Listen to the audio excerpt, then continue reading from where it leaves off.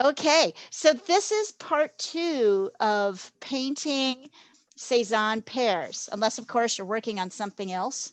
So if you're working with acrylic, you're going to be creating glazes and using water as your medium. If you're working with oil, we're going to be working with 2 substances. We're going to be working with, here, hold on, let me put up my thing here. Spotlight this for everyone. You're going to be working with Galkid or sun. If you've got linseed oil, this will also work, right, to do our glazing. And this will be used to clean our brushes. So there's nobody here starting on this. Is there anybody here starting on this painting this week in oil? All right. If you're starting on this painting in acrylic, you're just going to do a base that looks like, hey, this is the use of having a thread. I can just go back and find it.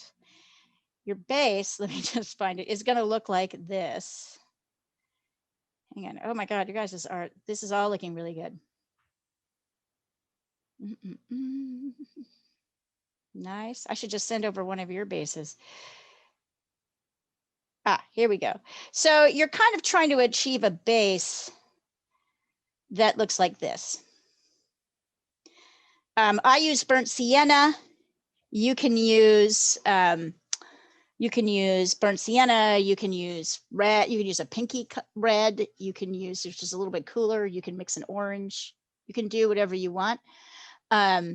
But for those of you who are here now and ready for the second layer, and I think I looked at everybody's pieces. So for those of you who are ready for the second part of this, one of the things I wanted to observe about this painting is there are 2 interesting color dynamics happening. One is that we've got all these warms, like yellows. There's this feeling of warmth about this painting. And yet there's a lot of blue tones in it as well. So we're going to start by glazing this whole thing phthalo blue. Yes, you heard me correctly. Phthalo blue, not ultramarine blue. So if you're using acrylic paint, you're just going to put some acrylic paint on your palette. And if you're using oil paint, you're going to be putting oil paint on your palette. Whoops. Here. There we go. That's a little bit of phthalo blue. All right. And if you're working in acrylic, you're just going to get your brush. You're going to get a big brush. You're like this. You're going to get it wet. And then you're going to do a sort of glaze. If you want to hold a, and I'll do this in oil so that you can see it. For the oil users, you're going to be using Cad Light or linseed oil, whatever you've got.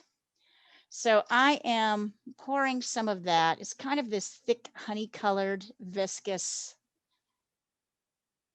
layer here. I'm pouring a bit, and you can go through quite a lot of it. What I also like about Cad Light is it dries more quickly. Things can dry in a day. So the other thing, besides glazing and doing things with your painting, the other thing that you can do with Cad Light is just leave a little bit on your palette next to your paints and dip your brush in it before you dip in the paint. So if you're working on an oil painting and you want to finish it faster, you want it to dry faster, dip your brush in a little bit of Cad Light, and that will help it dry more quickly. Very often my paintings dry overnight, just depending on the color and how much Cad I use. So we're going to start with a glaze. Does everybody know what a glaze is? Does anybody need to know what a glaze is? All right. Right. So here I'm taking my thick brush and I'm pulling enough paint. Now you can see I don't need very much paint with phthalo blue. Phthalo blue is pretty dramatic. I've got my blankie and I'm literally going to go over this entire thing as if and I know it's darkening in some areas, so don't panic. We have a remedy for that. I'm going to go over this whole thing, adding in blue, because I feel like because my base had the warm layers, to kind of get that blue, and I need to dip back in my Cad, because Galkid has a different, it feels different than water. It's less slippery. It's more like honey. So I want this blue everywhere. That's going to help shoot the tones. And then in areas where there isn't that much blue, I'm going to take with my paper towel and start pulling it out. Little bits will still remain.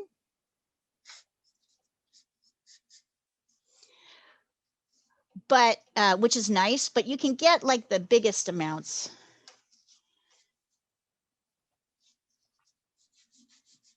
See how I'm doing that?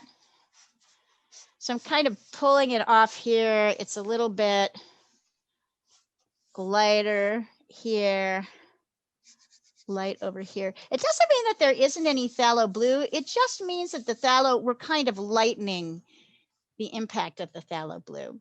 So it's very subtly there, but it's not there. Let me take a picture of what this looks like because it's looking slightly, I think we're starting to get there, but hold on, a little bit closer here. Colors are actually not that bad on the screen today, but I'm still going to send WhatsApp photos. And those of you who are starting this painting today, just let me know when you're at the stage where you need the next step. And I'll send it over. And Leah, I have a question. Yeah. So for someone who didn't get like the red shading that's on the pears, you know, like I got most of all this, but not to that part. Yep. I should still do the glaze. Let's still do the glaze. I saw it. Can you send me a picture of your piece anyway, so I have it? But yes, you can still do the glaze. We can put the red over the top. Okay, you have a picture right now. Yeah, awesome. Okay. Yeah, totally. This is time to do the glaze. It's time to do the glaze here. So for those of you who are working in watercolor, just, acrylic, you're just going to do the same thing. You're just doing it with water instead of the oil. Hold on. Yeah, nice. Very nice. Do you see how that shifts things? It makes things a little, maybe it bothers you a little bit because it makes things a little bit darker, but that's okay. You could just go right over the top of that. Fix that business up. So we get some of these lovely turquoisey blues in here. Here's how mine looks.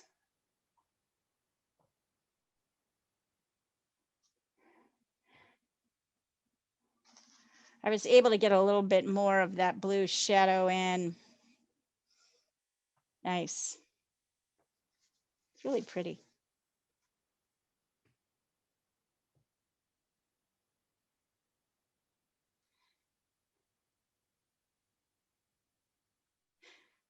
Okay, so, and then we'll go ahead and do that, send it across, spend a moment. And then if you want, what did I just do with my brush? Okay, then the next thing you'll want to do is have a little bit, those of you oil workers are going to want a little bit of Gamsol in a jar or turpentine. Not for painting purposes, but so I can now clean out this big brush with the Galkid. I can clean it out a little bit. So that looks like this. I'm just gonna see, look at how I'm pulling out all the color. I'm getting some of the stickiness out. And then I'm gonna put this down and then I can like kind of squeeze out my brush with my blankie. And then I can use this brush for other colors and other things. So Jean, you can afford to go twice on the phthalo blue, I think. I like that you did it, but you could totally do it again if you wanted. And now we're going to set up our palette to do the finish. So from the colors I could see, we definitely have, I'll take a picture of this once I get these set up and send it over to you labeled, but definitely I've got some cadmium yellow medium here. I've got yellow ochre.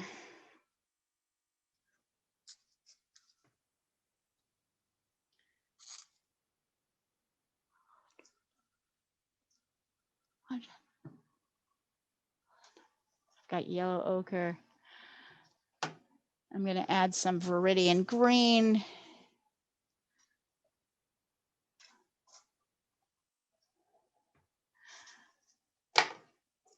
I've got both. We've got phthalo blue already on the canvas, on the palette. I'm going to put some ultramarine blue. And then for reds, right now,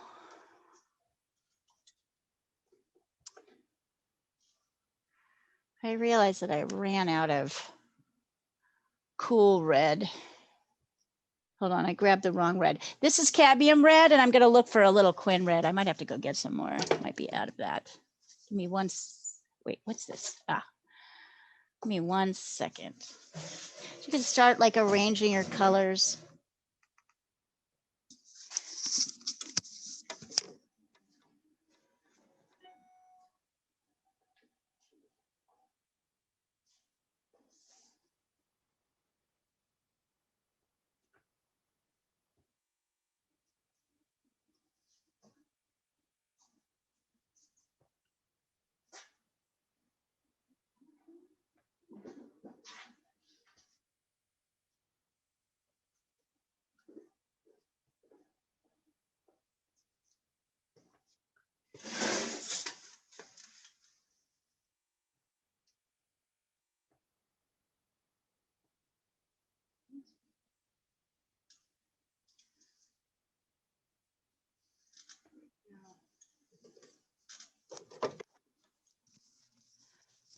That's a little bit of Quin red. Actually, it might be Quinacridone Magenta. We'll see. I may be out of Quin red.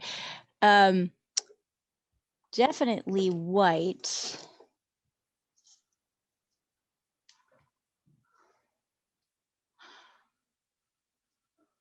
And then if you have this color, I don't ask you to get this color, but if you've got this color, Naples Yellow might come in handy in this picture because there's these kind of yellowy whites that are cooler. So let me show you Naples Yellow. Naples Yellow is this kind of buttery, cooler white, yellow. So if you've got some of that, go ahead and add that. And if you don't have exactly those colors, of course, you can, find approximates. Alizarin crimson can work, whatever green you've got.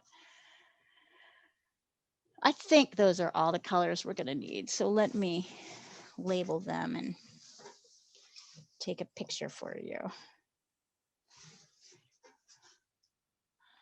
I think this is nope, you don't want to work.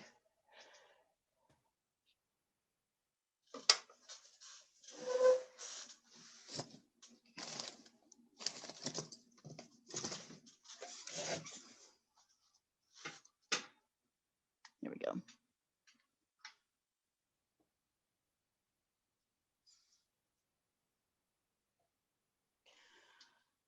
This is Cad Red Light, actually, which is a little bit oranger than Cad Red Medium.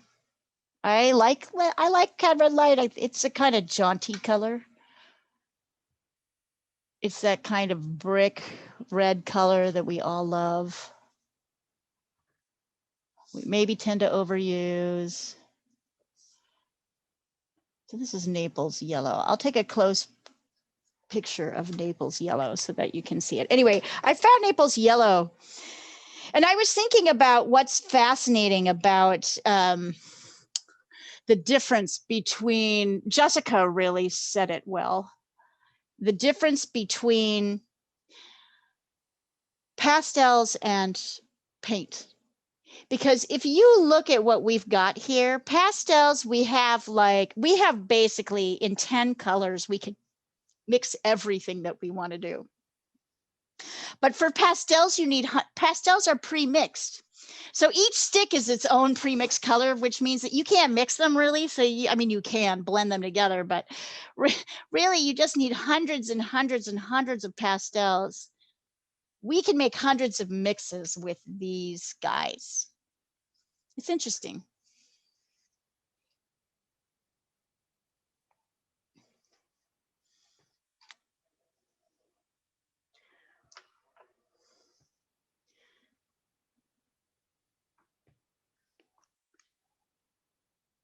I know this printout is a little dull. I mean, the actual print, the colors don't actually seem so bad today, but This print is a little bit dull, so make sure you can always refer to the original piece that I've sent across the thread.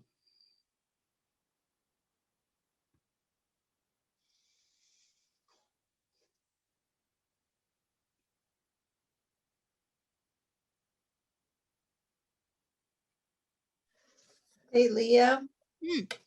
So I drew out the picture. So you said use burnt sienna, like where the green parts are, or?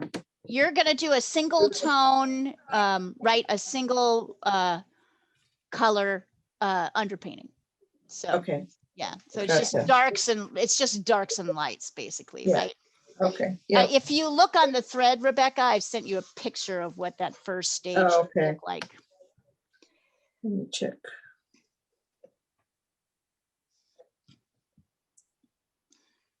Oh, I see.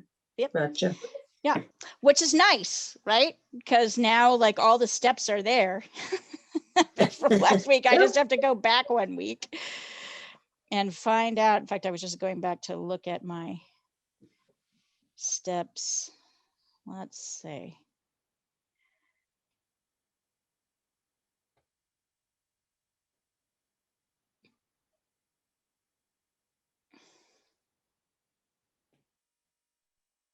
Yeah, I'll send Rebecca, I'm going to send over these steps, the next steps, just so you can see them. Okay, if thanks. you can't figure out what's going on, I will talk to you about it. There are some color mixes, which I think I talked about, but I didn't necessarily take a picture of.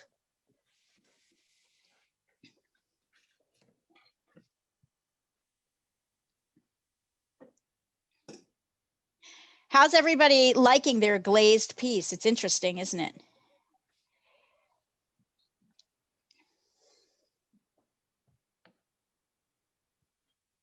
It does add some dimensions and some depths.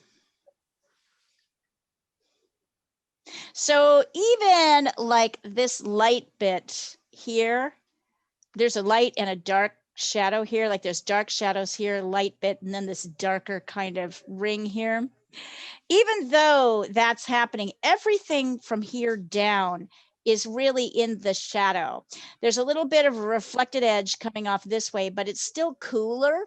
So the blue really cools it down. So what we're going to practice now are mixing kind of warm and cool variants up here to really highlight the difference between the warm side, the light side, which is warm, and the cool side, which is darker.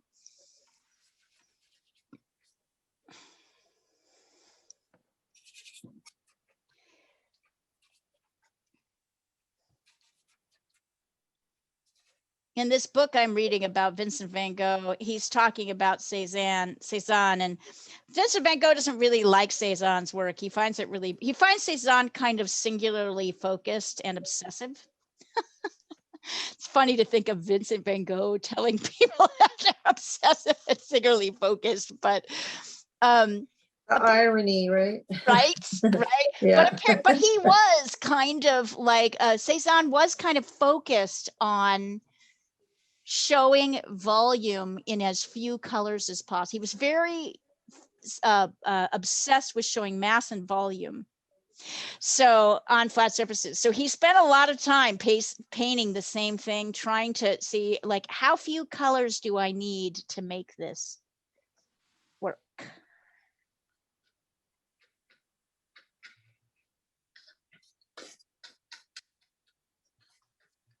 So you guys tell me when you're ready. And then we'll get started doing some mixing.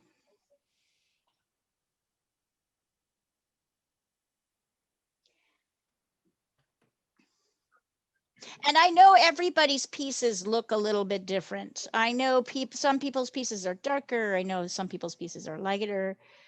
One thing, Tashween, I want to talk to you about before I forget. Something weird is happening with the shape of your pear down here. Can you see it? It's like it's got a butt. Yes. So I think what you did is you mimicked the shadow shape in the shape of your pear. Okay. You're going to want to smooth out. This is a round. Yes, that's exactly what you did. It's hilarious. Your pear has a butt.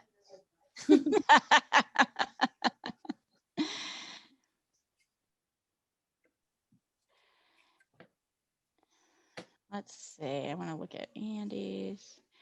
Andy, did you get a lot more darkness on your next level when you glazed? Very much so. It looks Good. nice. Good. Yeah, I think it's got it. So you see, although there are brights here, we have to start with these dark with acrylic and oil. We start with this darker base. The darker base is what we build off things.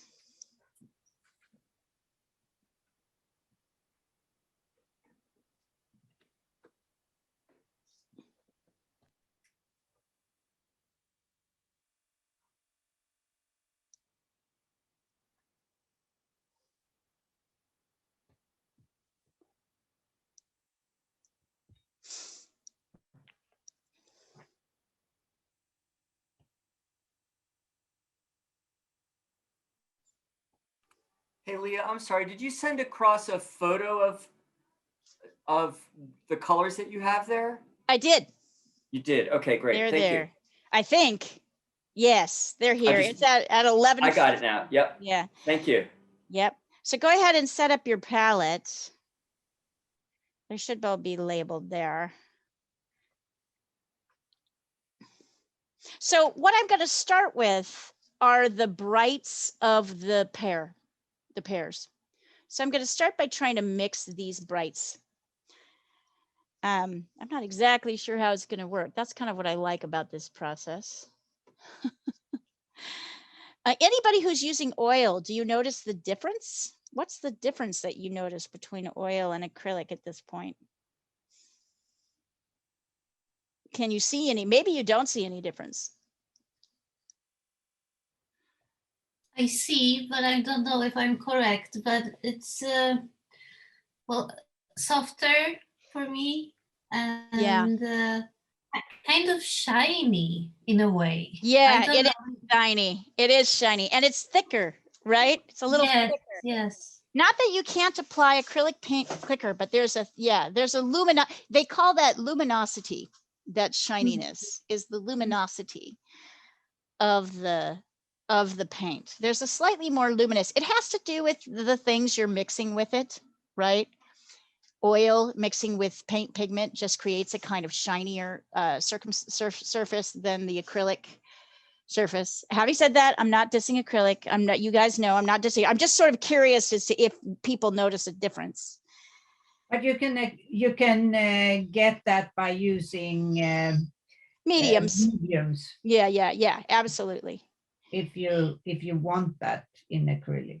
Oh yeah, this looks great, Natalia. This is what you want this is where you want your pairs to be. Great. Okay. And notice everybody's at different places. Like my plate is a little bit darker than others, right? Some people got more of their bright colors on here.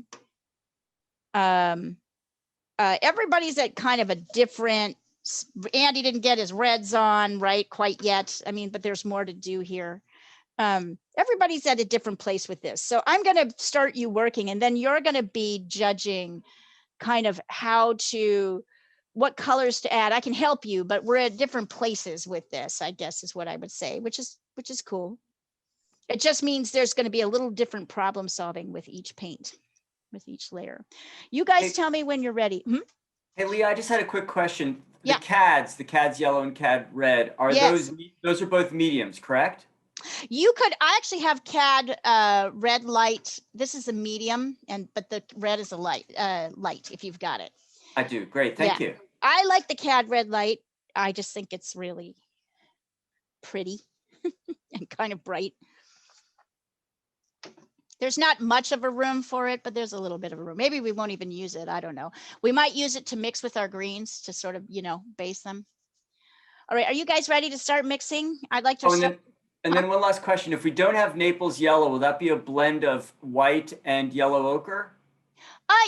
And maybe a little cat. It won't be the same, but it'll be similar. So don't worry about it. If you don't have it, maybe a little bit of white and yellow ochre.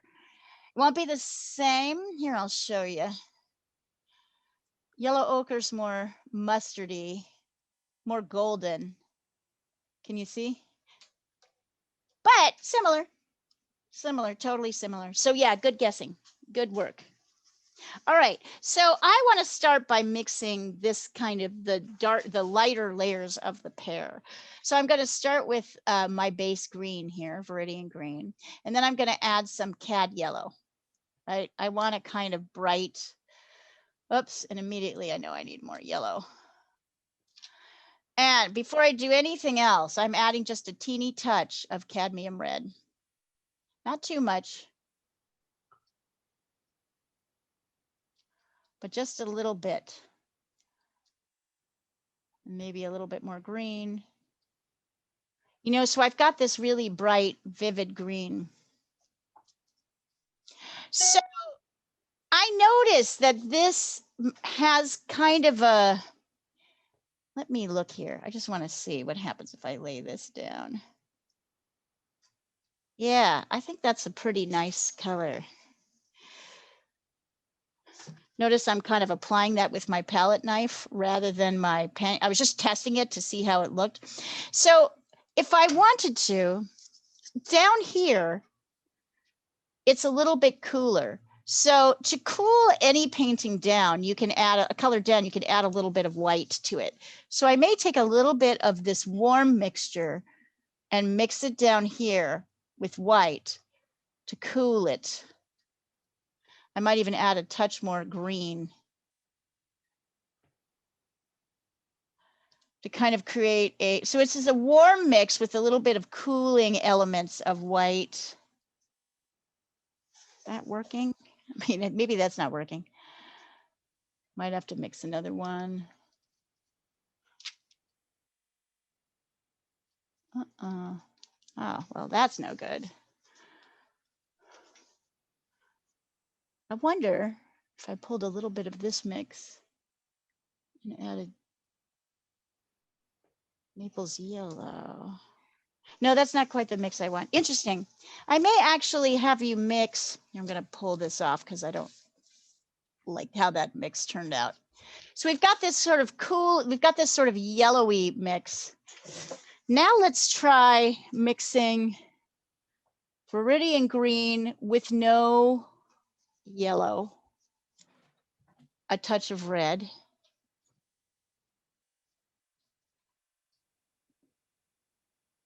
and then white.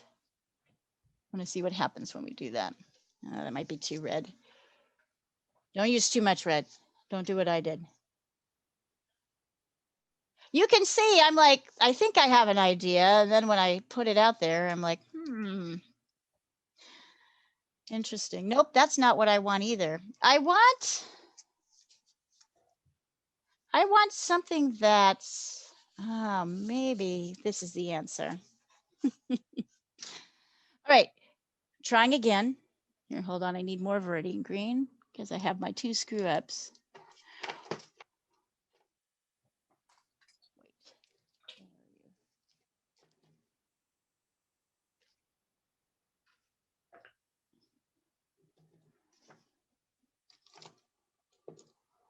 Green, where'd you go? Huh, that's weird. I just had my Viridian Green and now I don't know where he is. All right, well, I'll scoop up what I've got and then I'll locate it. Okay, so I'm thinking about Viridian Green.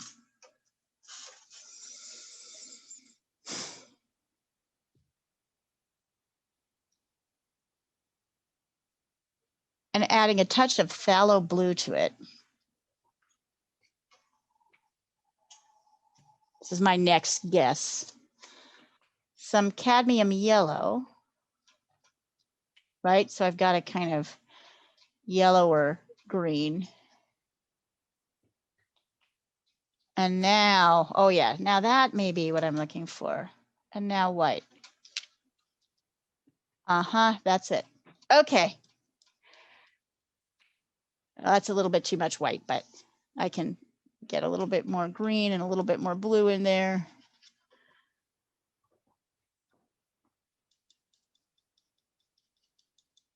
Oh, I lost it, but not because the color is wrong, because I need more Viridian Green. Give me just a second. I put it somewhere. I have to find it.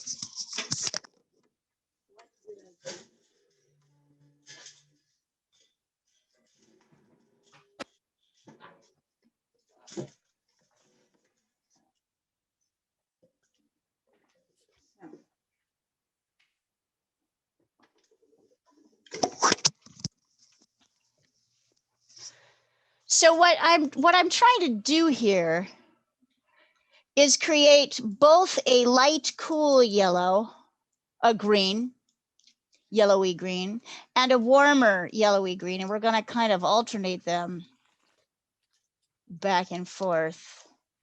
Yeah, I think that'll work. Mm-hmm.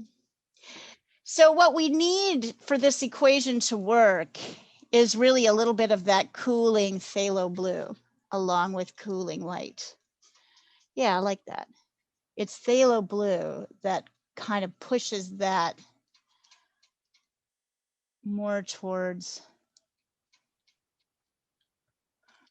the direction. So for those of you using acrylic, of course, you're going to find that this will dry pretty quickly. But for those of you who are not, those of you who are using oil, here, I'll put the mixes up here and I'll take a picture of them. So essentially you want like kind of a light, warm green. Oops, leaning on my palette here. This is Viridian Green plus Cad Yellow. So these are Viridian Green's kind of a neutral, Cad Yellow is warm, plus Cad Red. Right, that makes your warm green. And this cooler green is Viridian Green plus Cad Yellow plus phthalo blue plus white. Well, we want both of those things. And let me take a picture of them so you can see both the mixes. Yeah, Rebecca, that's looking great. So now you're going to go over with Viridian Green. You're going to basically mix a darker version of the greens that I just showed here. Okay. Yeah, I was looking back. I noticed you put Viridian Green on there. Yep, So. I just put Yeah, a little bit of Viridian Green with some red in the darker. Here we go. There we go. So those are those two mixes. So you're going to want to make those two mixes. And then, yeah, if you want to try something kind of fun, you could take a palette knife. This is kind of a weird shaped palette knife. You can take your palette knife and kind of scrape it on to the light sides, or you can apply with your brush. Now, if you're going to apply with your brush, remember that on these top layers, see, I'm kind of going back and forth. I'm trying not to scrub too much.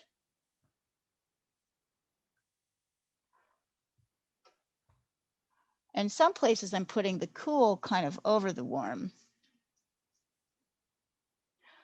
I'm trying not to scrub too much. I'm trying to let little bits of color from the other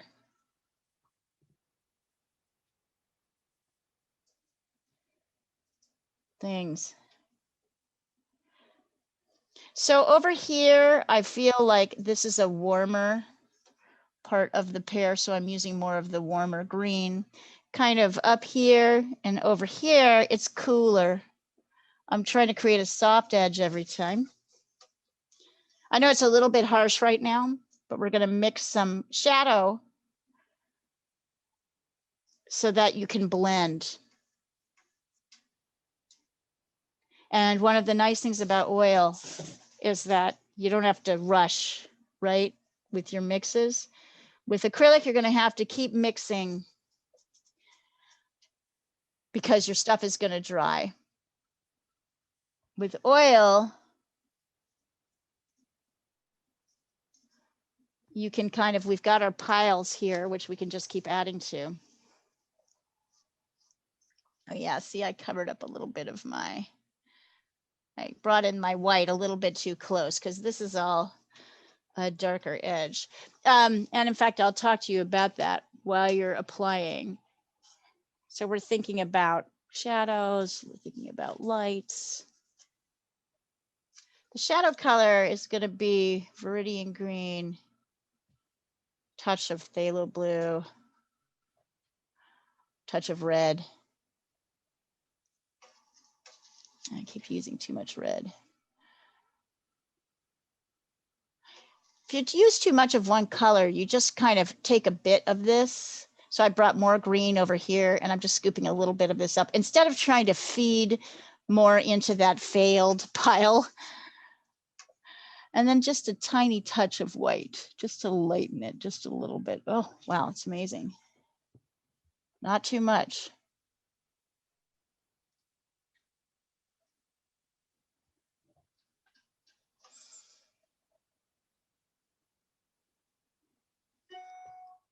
So that you're mixing kind of a darker. Yeah, that looks pretty good. I'm going to use a smaller flat just to see how that looks. Yep, that's nice. So I'll write down this mix in just a second. But you can see what I'm doing here. I'm bringing in more of the shadow. I'm also dipping my brush in a little bit of this leftover, whatchamacallit, Galkid from my glaze, because I want my paint to dry fast so I can work on this more if I need to. Yep. Now here's a problem with oil. You can see that it's easy for me to go too light. And then when I try to mix colors, they're mixing, my dark is mixing with my lighter. Shit. Shit. You all right there? Yeah, I just dipped something in my paint as usual. Right. Actually, with the darkest areas, there's almost like a dark edge here, which is just blue, green, blue. There's like a little shadow here, green, blue, and red. No white at all. So I'm kind of going in and adding this here, pushing it out into my lighter areas. But see, I've got little bits of white in there, so that's kind of problematic. I may have to either pull that all out or wait till it dries again to finally get the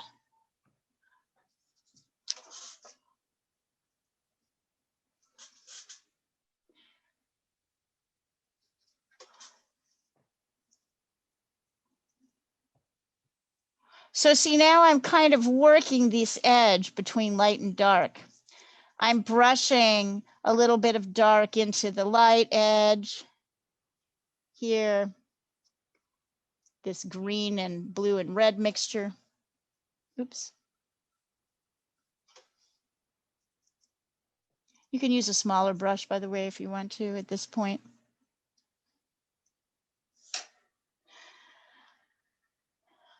I know that there's kind of a lighter green happening down here. So see how I'm kind of brushing, I'm loading up some of my light paint and brushing my light paint into my dark paint to create a medium tone. I know it's a little, there's a reflected edge here, so it's a little bit lighter here. You see how I'm brushing light into my dark. And now the challenge becomes to kind of, you're pushing the paint, the edges of the paint back and forth. What I'm finding is it's easy to kind of lose my dark shadow with my lights. I tend to let my lights kind of overwhelm everything.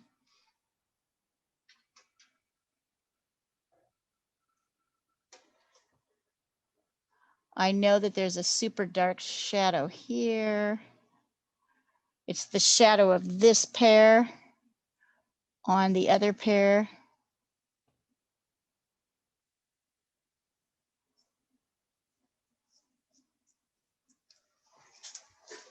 So I'm now watching. So I'm doing two things. I'm looking really closely.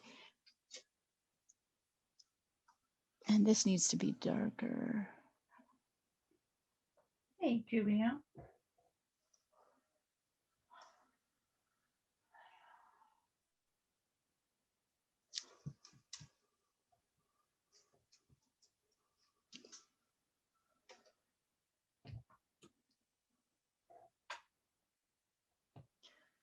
So where the dark area and the light areas meet, I'm brushing kind of bits of light in and up to the edges.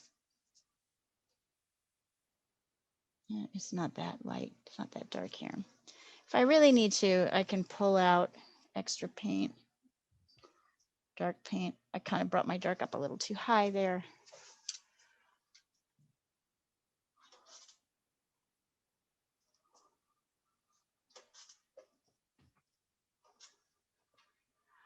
Notice that over here on the left side of this pair, the green is warmer. So I'm kind of sticking with the warmer greens.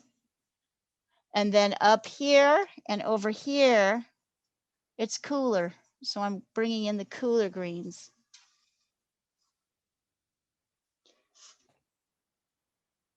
And see, I probably didn't make my pear fat enough. I wonder if I can change that. Yep.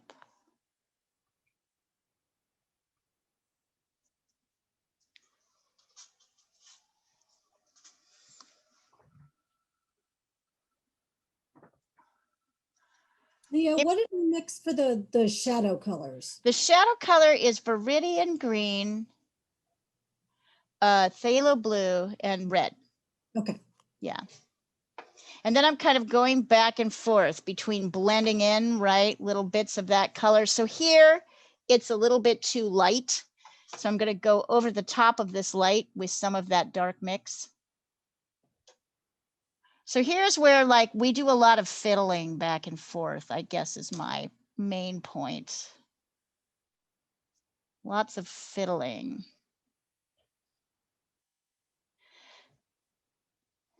Now, right here,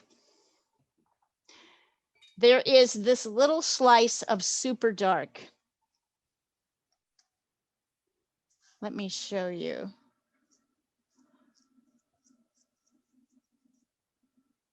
So you see how I'm using this sort of soft brushing motion to apply. So I've applied warm green here, cooler green light here. Then I've put in the shadow color here. And now I'm kind of going back and forth and looking at the variations that are happening as these color fields meet. So one of the things that you can see here is where this pair, where there is a lost edge here. So the edge of this pair, there's like, it's the line stops right here. And there's this deep dark space, which is the cast shadow of this pair against that pair. So for that, I'm going to mix. Or maybe I'm going to try, let me try. I'm going to try a couple of things. My deepest, darkest mix, I don't have any browns here on the palette right now. I'm going to see if I can get away with doing this without the browns. I'm going to mix. I'm just going to mix green with Quin red. See if I can create a dark mix. We'll see.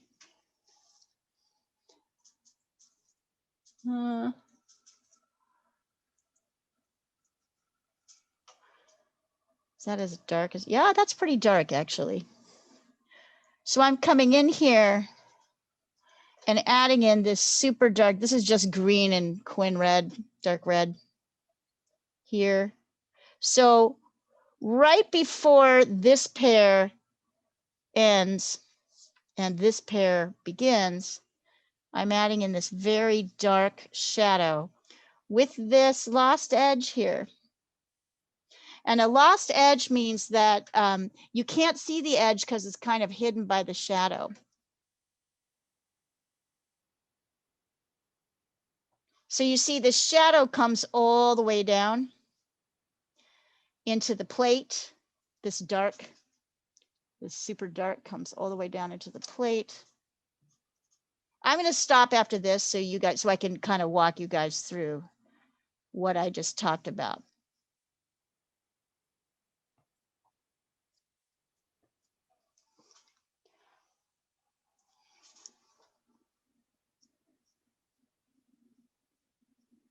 I'm brushing in some of the dark into these light. Even the light areas have a little bit of bluish dark in them.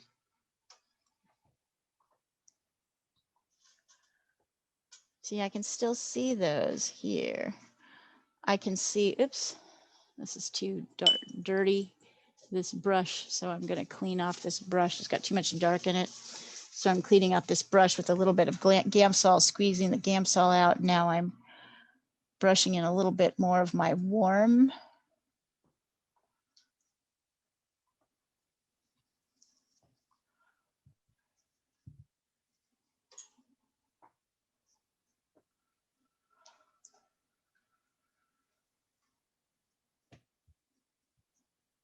I'm letting some of my warm overlap into my cool areas and my cool overlap into my warm.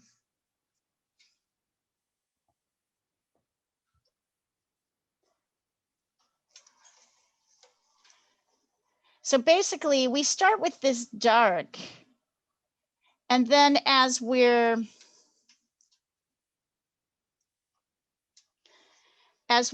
getting more detail, we're brightening and darkening the sides. So we're still paying attention to values, but we're layering in the sides.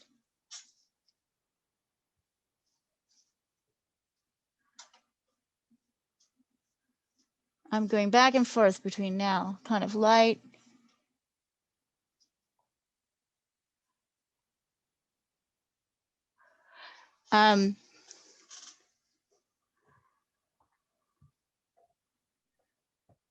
This edge in the pear, the dark lost edge into the pear, where it meets the side of the pear is a little bit. Notice I just used my fingers there. Terrible habit, but you could. There you go. I'm wanting to blend. This is a softer edge. Isn't it fascinating? There's a lot of pushing and pulling here, a lot of taking away and adding. It's okay if you don't get it right on the first time. It's okay if your brush isn't the right brush. Maybe you need to switch brushes out to work with a smaller brush. So I'm going to stop right here, photograph this, and then you guys, when you're ready, as you're working on this, send me what's happening. Also, I need to run outside for just a second, but I will be right back. So here's kind of where we are, where I am. It's kind of bright. I feel like everything's looking a little too, here, let me bring this down. I actually feel like the light's making, when I take a picture, the light's making things too bright. Well, that doesn't help.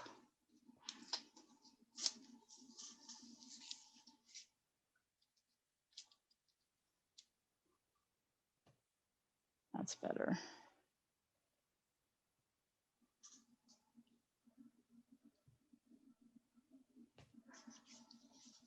I'm still fiddling. I'm not done yet, not by any stretch, but you can see I'm starting to get this sense of light and dark variation, really working the area where light meets dark. So I've mixed several piles, a dark pile, a kind of a light medium, a warm media, a warm light, a cool light, a dark pile, and I'm blending them together in different variations. Okay, I will be right back.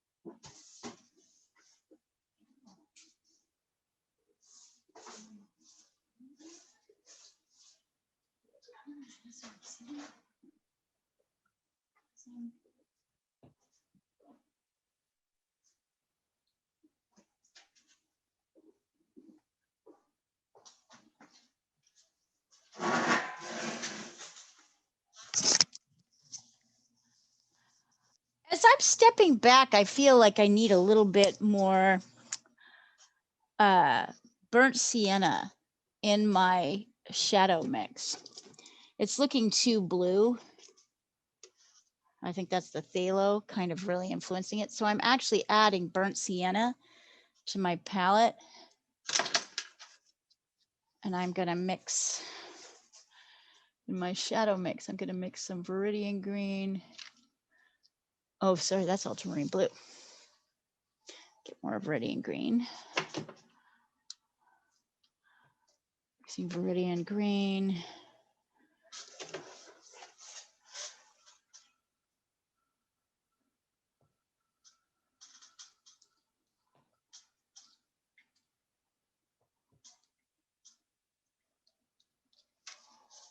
Yeah, I think I kind of like that. I still want to, hold on, I'm experimenting.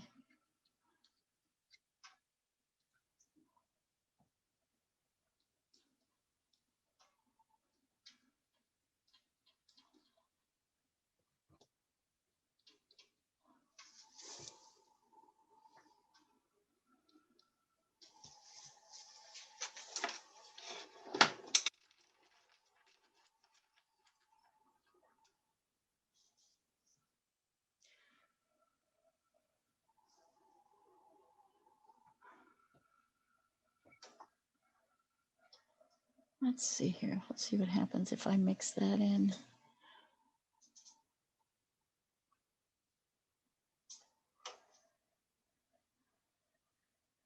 I don't want to lose the blue. Yeah, I think I like having a little bit of burnt sienna. So in the shadow mix, which is basically Viridian Green, phthalo blue, and red, either red, I'm adding a touch of burnt sienna because I want it there to be a slightly more substantial. Right now, it tends to go towards the blue, which looks a little flatter.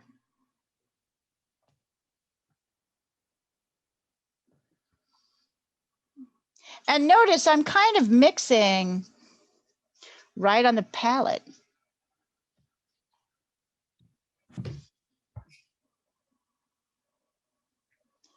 So I'm adding in burnt sienna, and then I'm kind of blending it in with the colors I've got here already. Yeah, I think I like that a little bit better.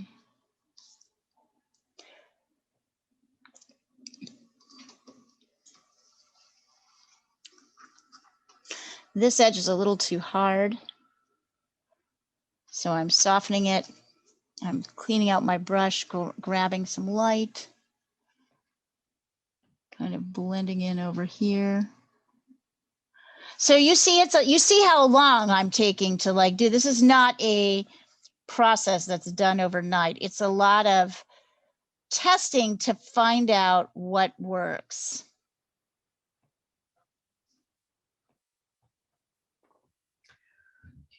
Yeah, I like that color better. So I would say put some burnt sienna on your palette and work that into your dark mixes along with the other colors.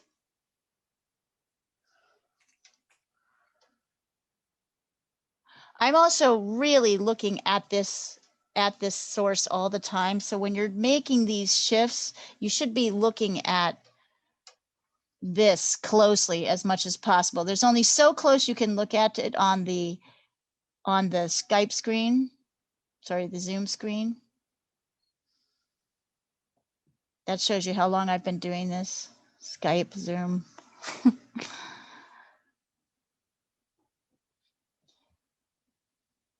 Now back here, there's a tiny little triangle behind of light. So one of the ways I get to show the stem and the shadow Just to get that. See, this is what I mean. It's hard to see it on the screen, but you want to give yourself, you want to be able to see.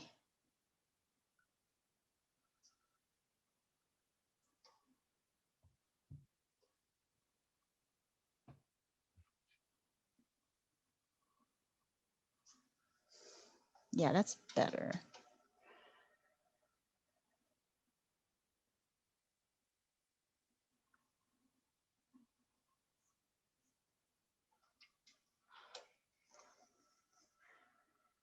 So even though I have a light down here and a light up here, my light down here has a little bit of the dark shadow color blended over the top of it. Not enough to completely darken it, but enough to make it not as bright as what's happening up here. Maybe this will take us another 3 hours. I don't know. Maybe it will take us that long.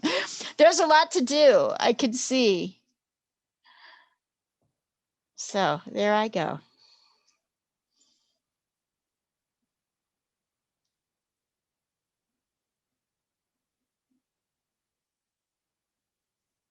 That's better.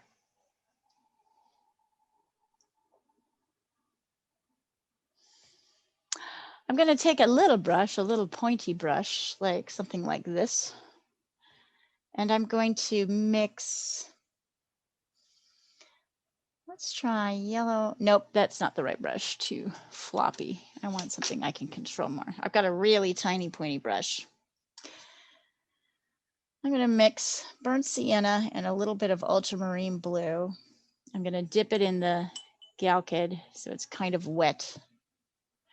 And then what I want to do is outline this stem with this dark kind of reddy blue shape. Like that. So you see how I got that to kind of push out just by getting an outline? But I know it's very light. So I'm going to grab some yellow ochre and brush in on top and around the edge of that dark, so that, and I'm brushing right up almost on top of it, over it. See, so I've got a stem coming out and it's light, but it's bordered by this dark line, which I'm slowly erasing. I see a little bit of red down here. So I'm going over the dark line down here. I'm using a little bit of ochre.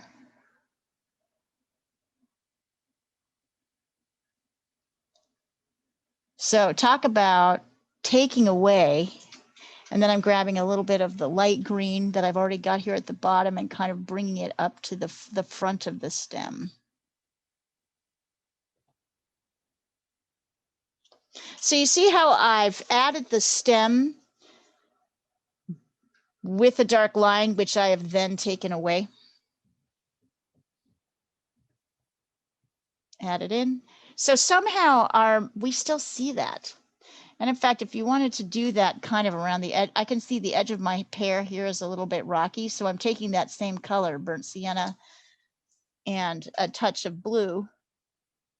And I'm kind of going around the edge here. You can't really see the line, but now it just darkens things enough. It kind of strengthens the edge of this is the harder edge, this pear. So it kind of strengthens. My line got a little mushy here in all the application of the color. So you see, isn't that interesting? Look at that. Seems like such a tiny thing. You can't even really see the line, but the line is there. Our eye is taking in the line. So I guess the moral of this story is you can put a line in and then paint it out, and our eye will still see it.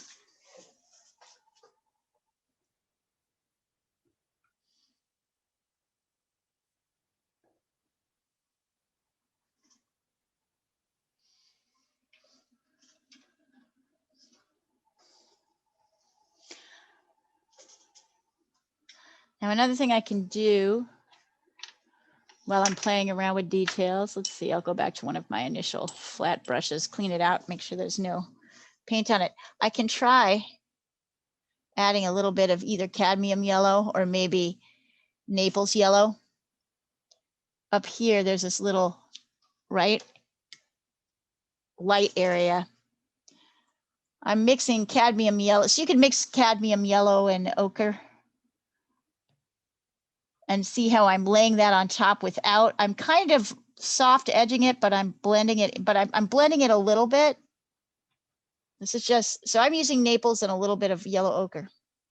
You could use, if you don't have it, you could use a touch of white maybe, or just maybe mix ochre, yellow ochre and cadmium yellow.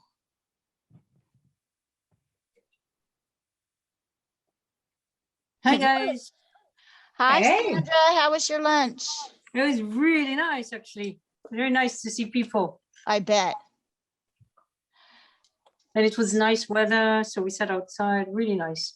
Right. So look at how little a space this is, you guys. Look at how just this, it's this little tiny, at the end, everything is kind of these muted colors. It's this little tiny splash of yellow that you want to not blend. So you kind of layer these colors on top of each other like cake. Just go ahead and get started on what you want to do, Sandra, and I'll help. You can send the pictures over. Thanks, Elia. Mm-hmm. Come, Rabbit, come.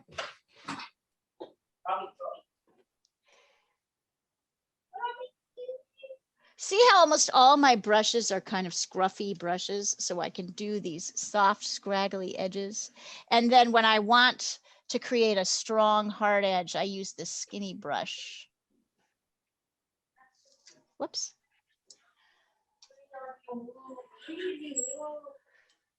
I'm storing my brushes in my Gamsol jar when I'm not using them so that they can clean up. But I want to make sure I take off all the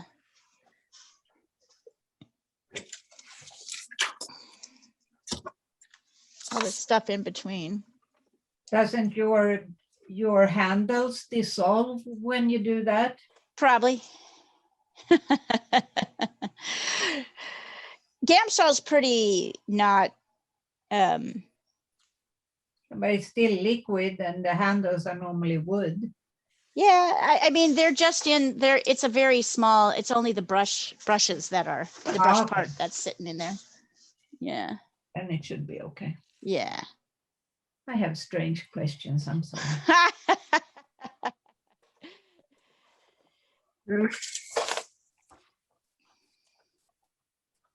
But Julia, I don't need you now. Well, come on then. Come on then, you little scruffy cat monkey.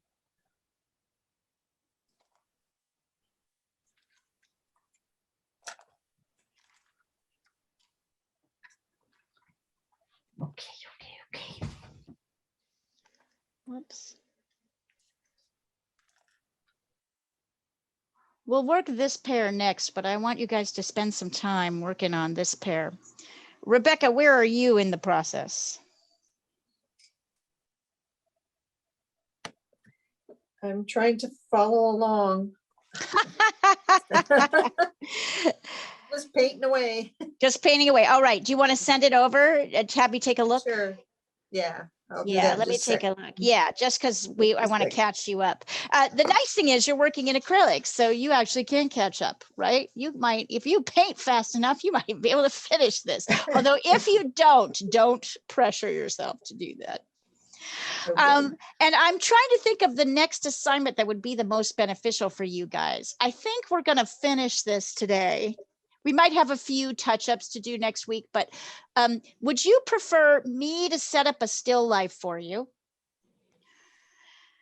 Like maybe a live still life, but it'll be coming through the, or would you like to jump into setting up your own still lives?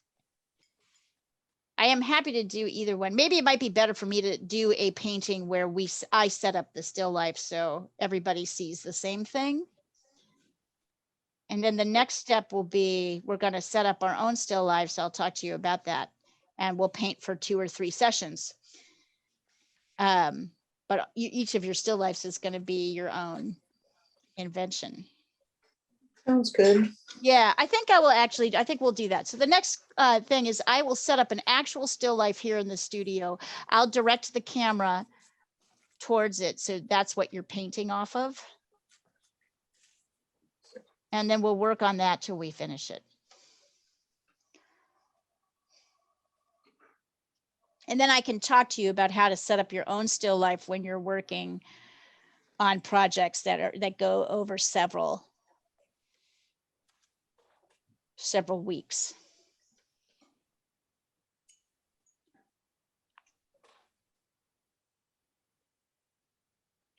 So hard to paint with a cat in your lap. It is. I got rid of her. So Diana, I have a question. What are you going to put in that right-hand corner of your painting? Oh, just I'm gonna keep it that way. Okay. I'm feeling like the composition is feeling a little heavy on the left, and I'm just wondering if there's something we can do. No, I think it should just be like a light playing on the wall. Let me look at it again. I want the heaviness on the left-hand side. You want the heaviness on the left-hand side. Okay. Yeah. I don't think anything, it would just sort of disturb it, I think, putting another picture there or something. Hold on, let me look. I don't want to put a picture, but I'm just... That's why I see what you mean. My question would be, if you had put the picture on the right-hand side, do you think that would have made a better composition? I'm just asking. I'm not actually saying one way or the other. I just feel like, it just feels like that area is kind of just sitting there now. Yeah, it is. Whereas the area behind your head, it might be better if the area sort of to the left of your head was subtle in the picture. I'm just trying to decide. Yeah, no, I decided that, as I put Frank in there in the corner, I just wanted him to be like falling out of the picture. Mm-hmm. But he could be falling out of the picture on the right too. Do you see what I'm saying? I hate to say this because it's I know. It's kind of bothering me a little bit, and I don't know why.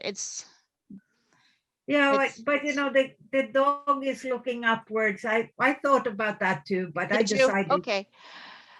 It's not the worst. Oh yeah. So yeah, just do something kind of that directs you. Yeah. Whatever your marks are on the right side, just make sure they direct this way.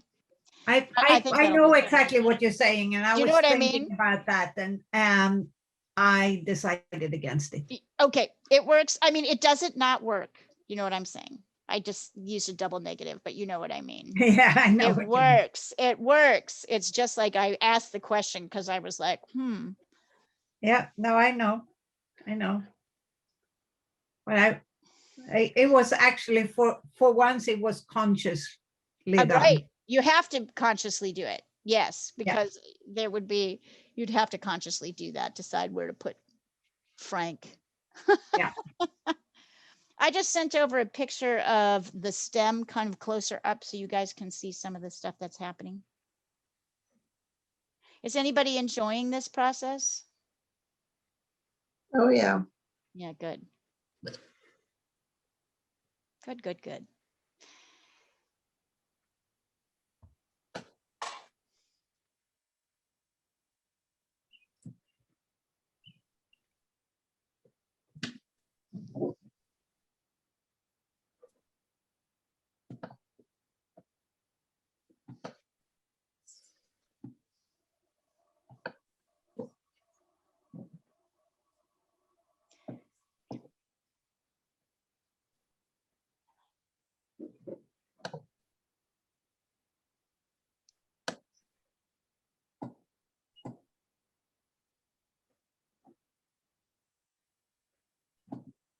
Can you believe we've been going almost an hour and a half? Yes. You can feel it today? Yeah, I can. It feels so quick. I thought we'd all be done with this. It'd just be a few strips, but no, this painting will be at least another 3 hours. Perhaps we'll add another hour onto next week's class too. I forget how much fiddling one does in between.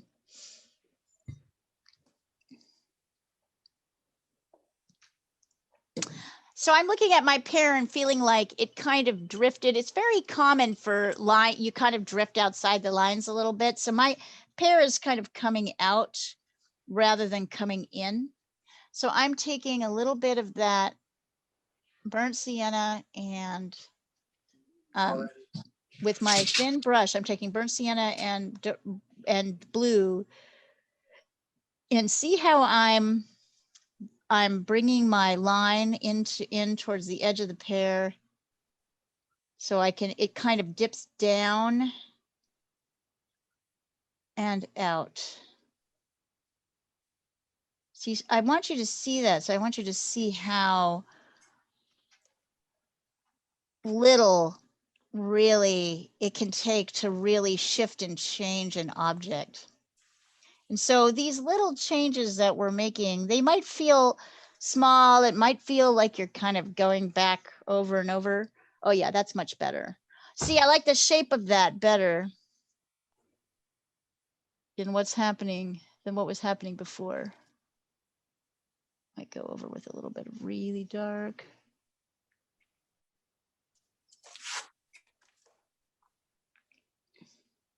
I kind of a little bit missed the shape here.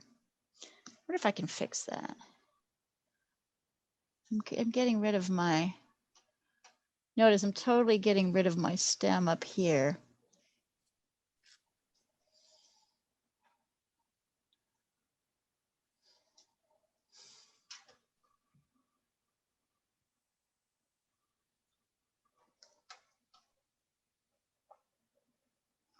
So you can make these corrections. It's never too late to make these kind of minute corrections.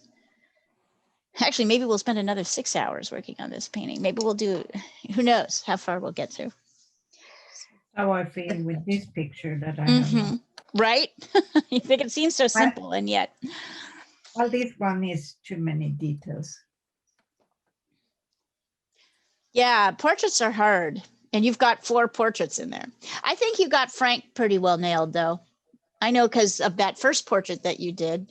Yeah, I think now it works. I agree. It looks like him, but I didn't quite. But I think because it's smaller, I remember how much we struggled with that when it was bigger. But when it's smaller, I think you just nailed it. I don't think you have to have that same right detail level. So notice another thing that I'm doing, you guys. I'm mixing green and red, and I'm kind of pulling up my pear got a little bit short at the base. So I'm actually totally reshaping it. Here, I'm bringing it higher up. You can totally do that.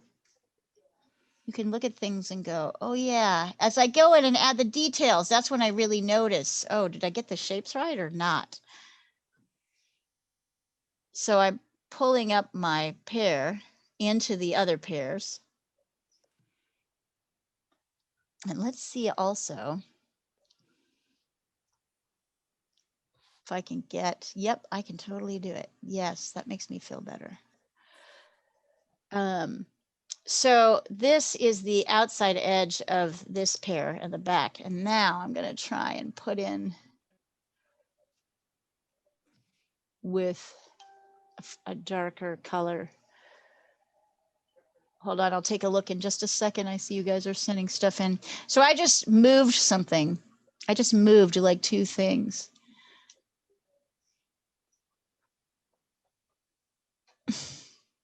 I just totally moved the stem 2 millimeters to the left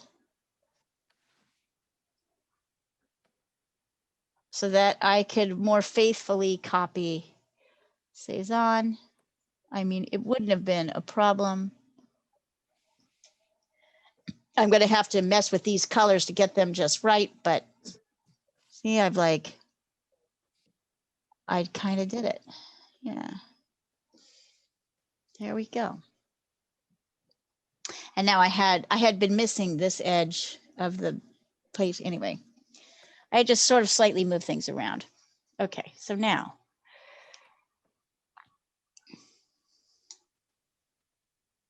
Oh, nice. These are looking good. Yes, good job, Natalia. Yep, exactly. We can't really see much of the plate at all, right? It's like just a little tiny bit. Nice work, you guys. This is coming along. Oh, Rebecca, that's looking great. So, Rebecca, this is the place where you might want to let it dry just for 5 minutes or so, and then go over with the phthalo blue glaze. Okay. Got it? So that we can kind of push the, although you've got a lot of greens in here. First, before you do that, I want you to mix a kind of warm green that's going to be Viridian Green, cadmium yellow, and a touch of cadmium red. So I want you to mix a kind of mid-tone green that's Viridian Green, cadmium yellow, and red that comes in here and covers up all of this light. It'll be a little bit darker, right? Like the way this started out, more like this color, right? Rather than this brighter color. But you want to go a little bit darker before you start adding in all those details. Okay. So Eugene, what happened here? Eugene, are you using oil? I feel like we got a little mucky on our colors. Acrylic. It's acrylic. Okay, let it dry. Dark, dark. Well, that's good. Acrylic. Go ahead and add your dark background in. Okay, stop working on the fruits. And then I'm going to have you do a glaze and start mixing the top colors in. Very nice. But let it dry first before you glaze it.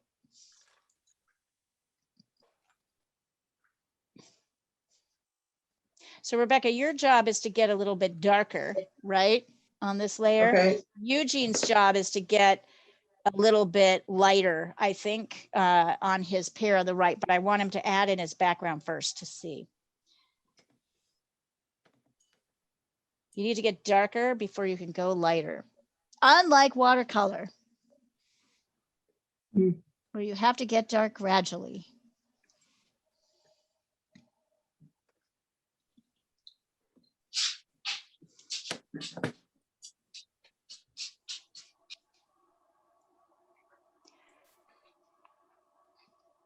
And then put the blue glaze on it when it's dried. And then put the blue glaze on it when it's dried. But can I see it now to see your level of darkness? Yeah. You want me to paint the whole thing that color? No, I just want you to part? the light side. Okay. Because the light side right now you've got is too light and too blue. So your lights won't really show. You need a warm color underneath, right? Before you start really layering in the blues. Okay. I'll send you what I got. Yes. So you're going too much for the top colors too quickly. Okay. I guess I was trying to catch up. I know. Don't try to catch up. Don't try to catch up. You need that dark. Also, if you're subscribed to the channel, you can get this. This lesson was also available online. So I need to do that. Yeah. If you subscribe to the channel, you can grab it. Okay. Do I sign up for that on the website? Yep. Just go to the art class. I looked on there and I couldn't find anything about a subscription to the. You go to art class channel. I'll send you the link to the page you go to. Here, hold on. And that gives you all the classes, not just the ones you go to. It gives you every class. Hold on, let me find it. Let me find it.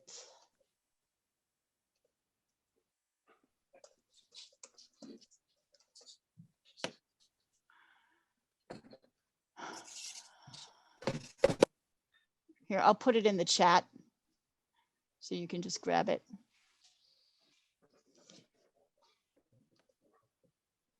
Essentially, you go here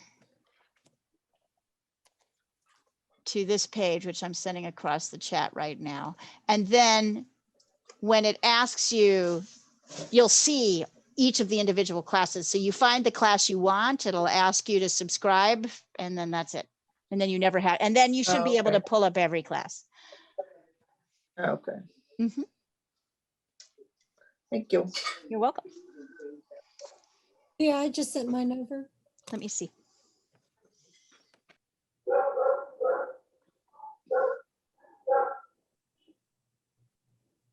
Oh yeah, that looks better, Rebecca. Gene, that's coming along. So the only thing I'm going to suggest is that and you notice how much I went back and forth on this. Oh, yeah. So I like how your light side is working out. Now you're making me want to reshape my pear. When I look at the shape of your pear, I'm like, I want to reshape it again. So I'm just sort of like, mine 3 times. And I know, right? It's a damn stem 20 times and it's still not right. The stem looks pretty good.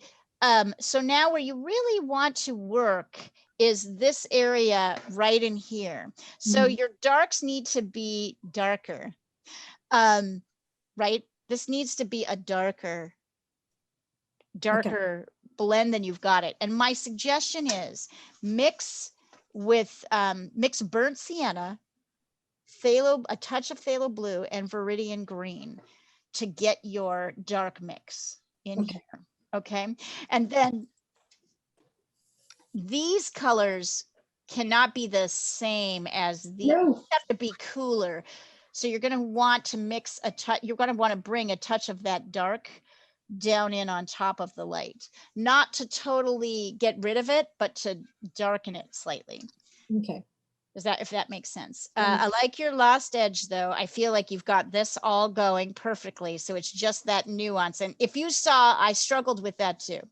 Also notice there's a tiny little triangle up here of light, which will show your shadow. Yeah.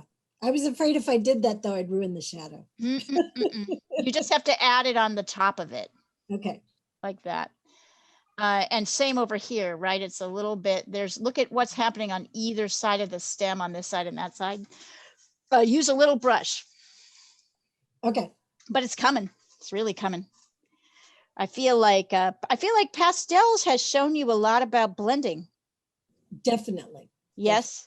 Yes. I feel like your blending has gotten a lot more nuanced. That's not looking too bad, Sandra. A little bit, not quite as I expected. But... Yeah, I think I love those fishes. Love those fishes. I mean, I think part of it is your darks of your water needs to be darker to really emphasize the lightness, but also you have to be careful with your strokes that you don't go too dark.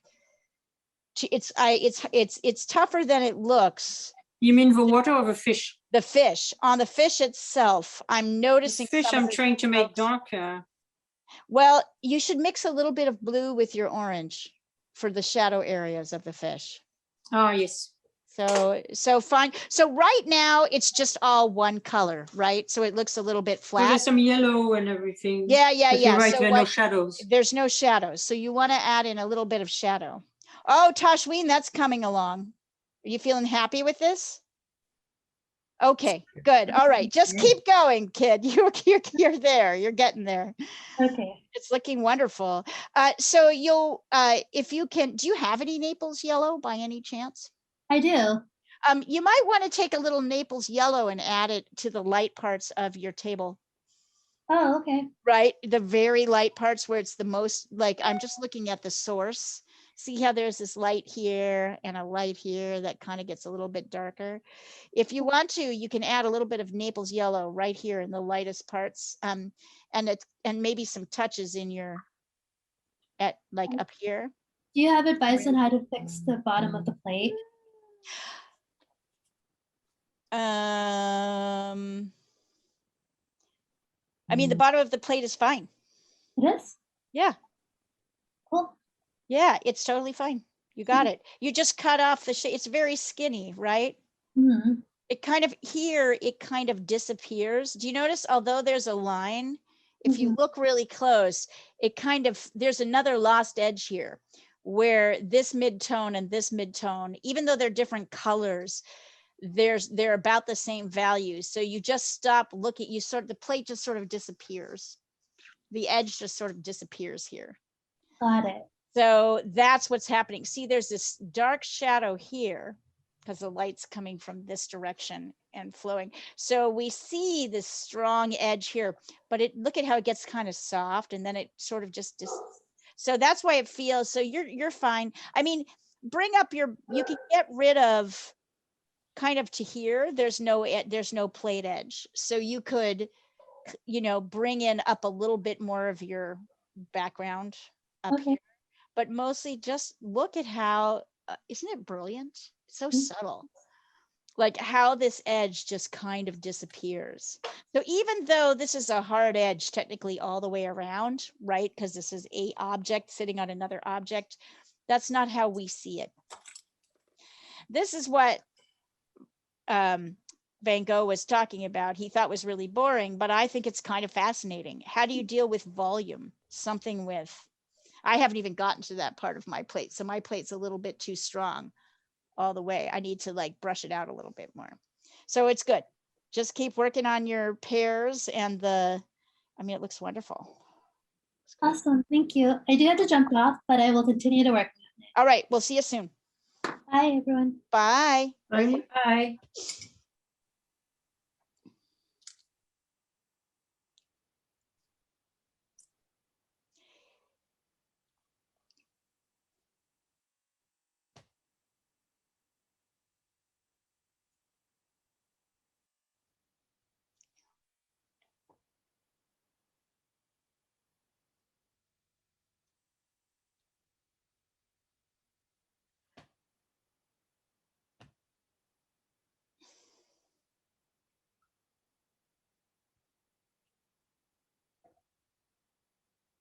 Good job, you guys.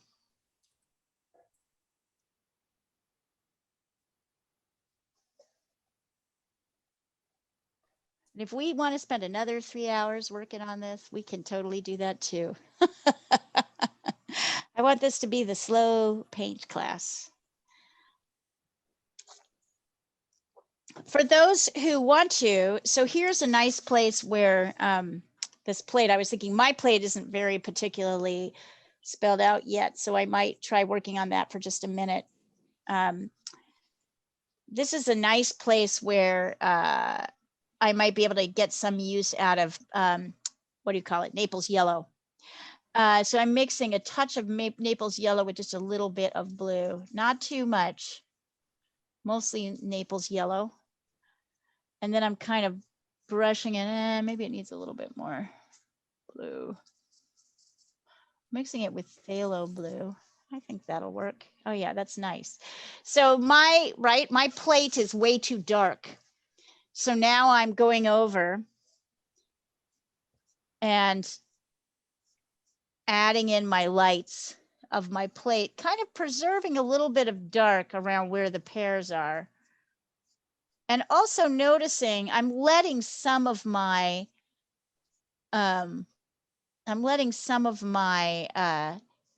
dark show through. So I'm not just scrubbing. I'm not going 1, 2, 3, 4, 5, 6. I'll do it in a corner so you can really see how bad this looks. If you kind of go back over, right, in a paint edge like this over and over and over and over and over and over and over again, that's like compulsive behavior in painting. So your job is to kind of keep moving around, letting some of your layers show up. All right, so here I am. I'm getting some light. Now I really need a skinnier brush.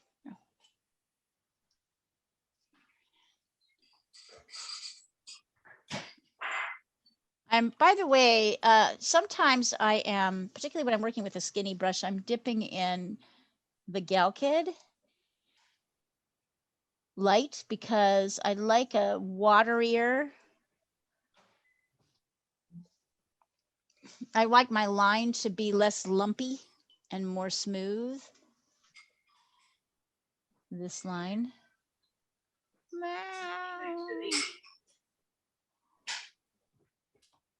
And I also like it to dry faster.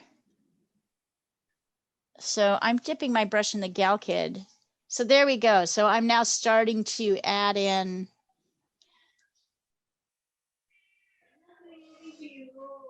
I'm getting that with I'm getting this with a little bit of phthalo blue and a little bit, just not too much, a bit more and it goes crazy. And Naples Yellow. It's making a nice kind of milky, and then as it comes this direction, it gets a little bit brighter. See that?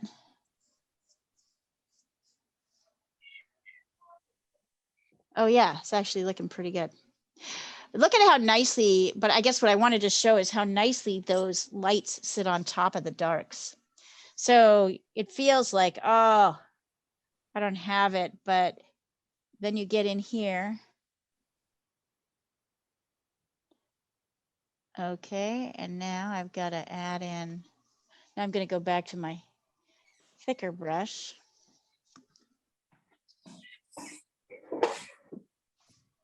Right, and I'm using almost straight Naples now.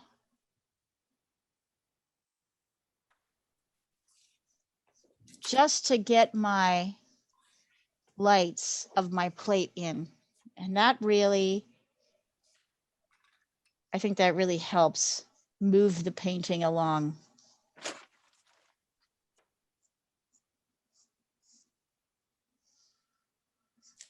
I'm going to take a little bit of that green mix and I'm going to do one little scrape across the bottom. And then that's it. Kind of here at the thickest part of the plate. Because even though it's shadowy, there's still this sort of strong dark edge here. This is the part of the plate that we see. Everything else is going to fade away. I'm going to fade away by not working on it too much. I can see, actually, I probably went too thick. So here I go with my skinny brush again. See how I'm carving up? Yeah, better. So see how I can use, so it's just all this pushing and pulling.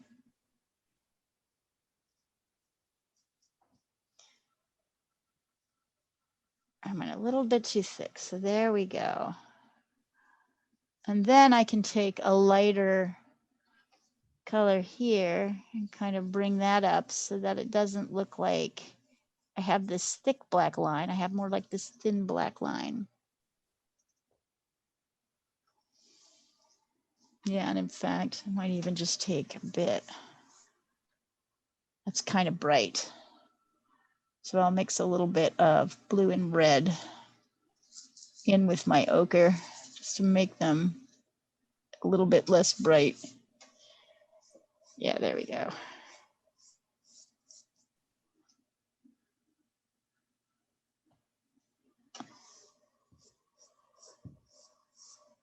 Want it to be light, but not so. Maybe a touch of yellow.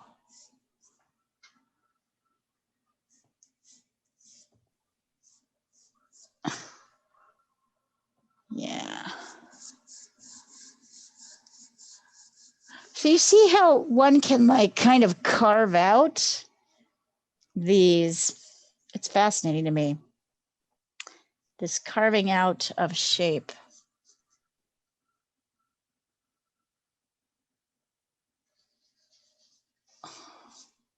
Pushing and pulling, shaping and reshaping, dark and light.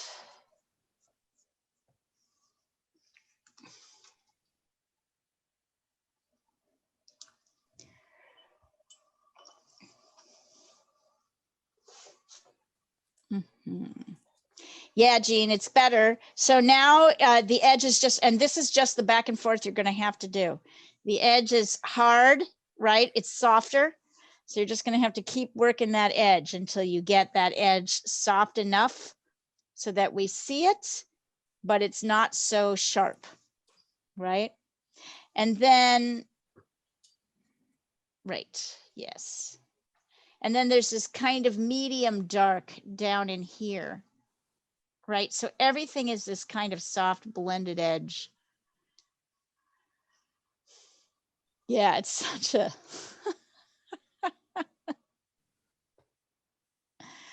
Sandra, that already looks better. Did you see that? Your fish already have a little bit more dimension to them. Oh, good. Yeah. I'm letting it dry. I'm just darkening the darks of a panda. Yes, nice. That panda turned out well. Sadly, I somehow lost the panda video. Every once in a while, Zoom will do this to me. It won't let me. Oh. Yeah, so I don't have it. Unfortunately, it disappeared unless I can find. I'm still looking for it, but I tried to save it and it was like, you can't, for no reason at all. Do you save it on your computer or in the cloud? I saved it in my computer. Oh. Mm-hmm. Because I always save it in the cloud. Yeah, you save it in the cloud. I don't do that. I save it in my computer, and just every once in a while. And I also remember that I'd had my shot on Friday. So it's also true that maybe I hit a wrong button. I was really out of it on Friday. Not badly, you know, just out of it the way the shot kind of makes you a little out of it. Like, I don't know. I was out of it. Maybe it doesn't bother other people, but I definitely was wiggy. I was really out of it the second shot. Boy, I heard that one was bad. Definitely woozy, yeah. Yeah. I was so lucky. I mean, I couldn't even feel it on the injection site on either time. My first time Lucky. that second. Yeah, my brother just had the second Pfizer and he had 104 fever. Oh, Wow. But only for Wow. 24 hours and then it cleared. And the first shot he had nothing. interesting. Well, I felt a little tired and woozy.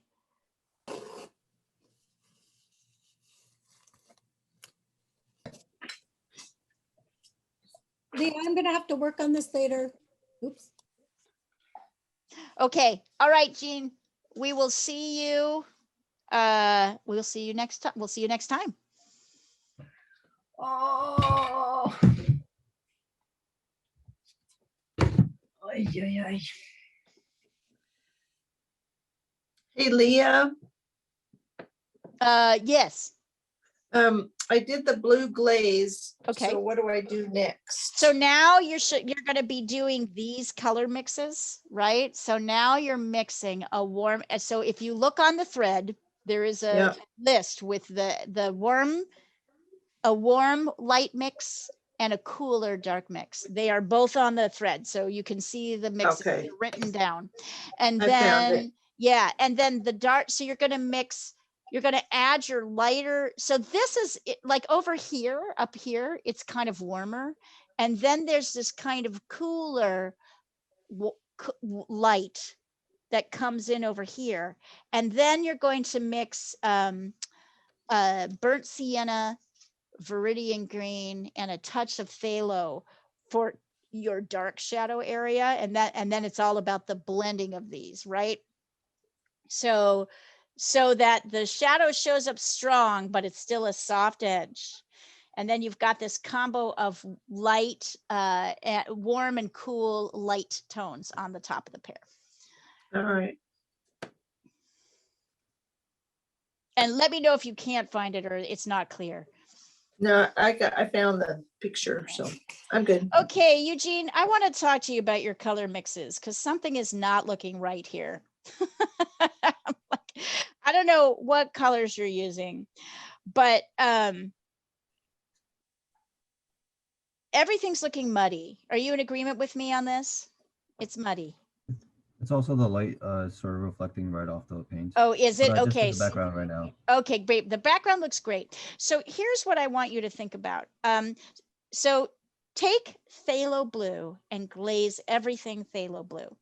Then I'm going to talk to you. I want to see your mixes on these lights because there's a warm light and a cool light, and they both kind of intersperse. And I want to make sure you're getting that. It's actually fine. I mean, you're totally going to be able to build a painting off of that. I just want to make sure you're getting your greens. Right now, your greens are looking a little murky. So yes, Yeah, I phthalo see that blue. in the picture. It's all weird. Yeah, so phthalo blue glaze, and then I'm going to resend this over so both you and Rebecca have it, since you're both catching up right from last week. Here, hold on.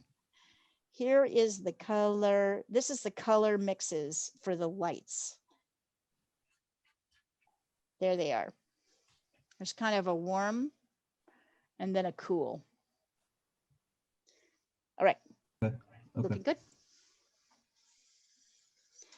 I'll be right back, you guys.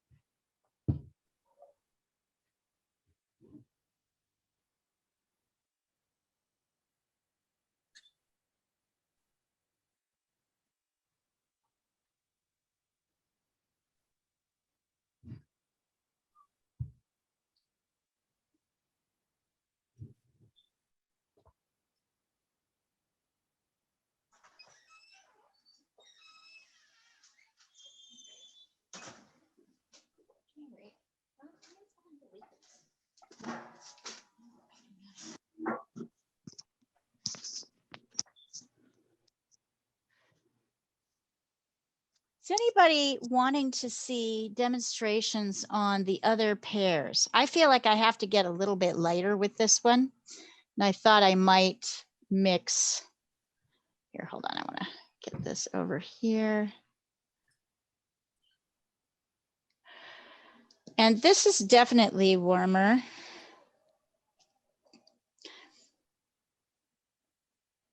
Okay, Lana, that's not bad. I feel like you've lost your dark here.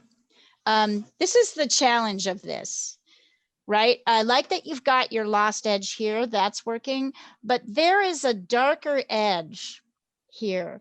So, and you've got a little bit too much yellow in this mix. So I'm going to suggest that you mix.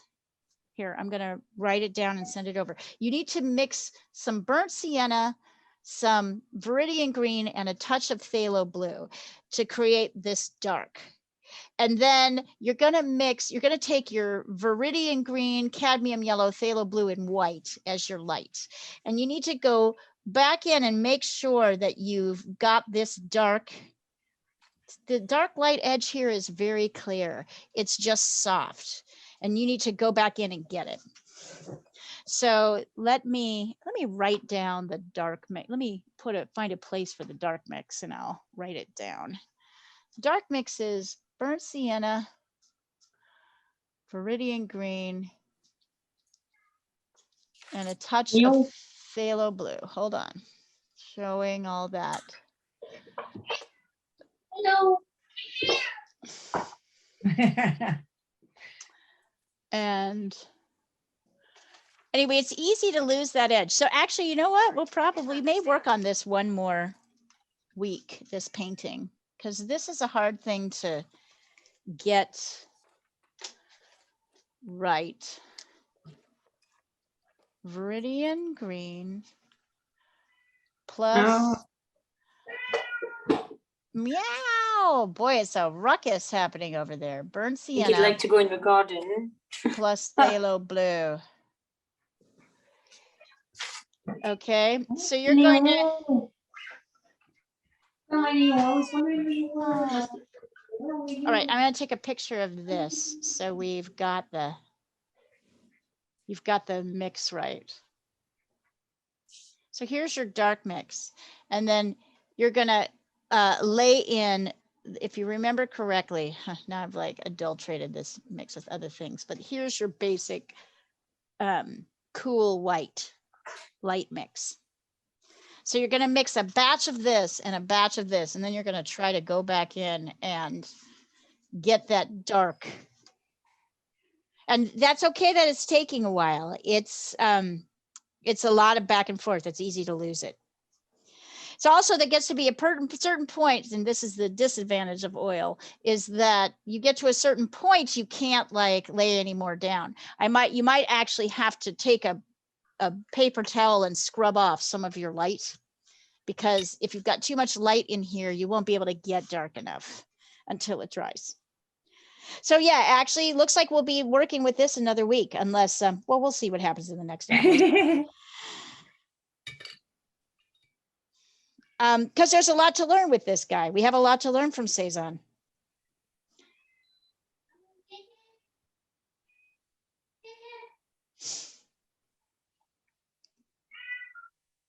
Meow.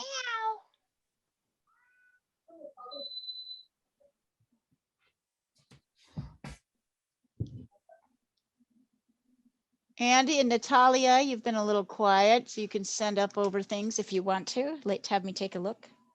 Or not, if you're not feeling ready, but sometimes I can help.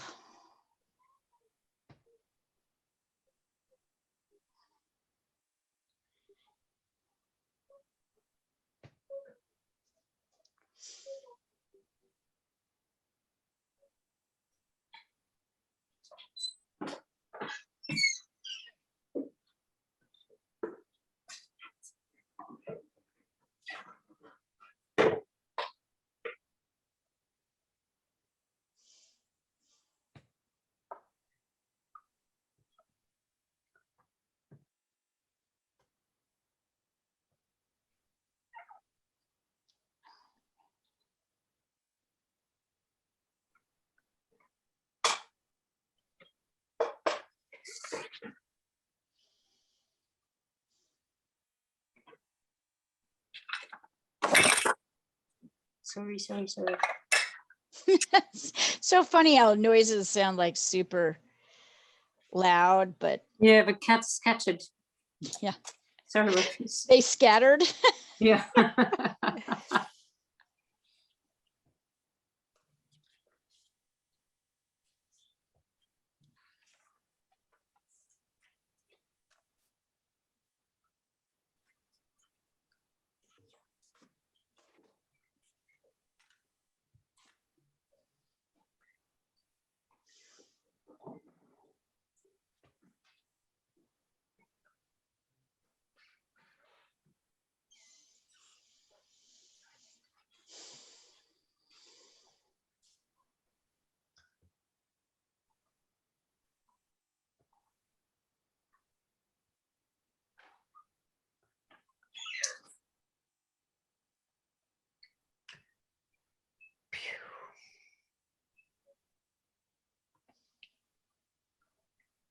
Let's see. Andy, I'm taking a look.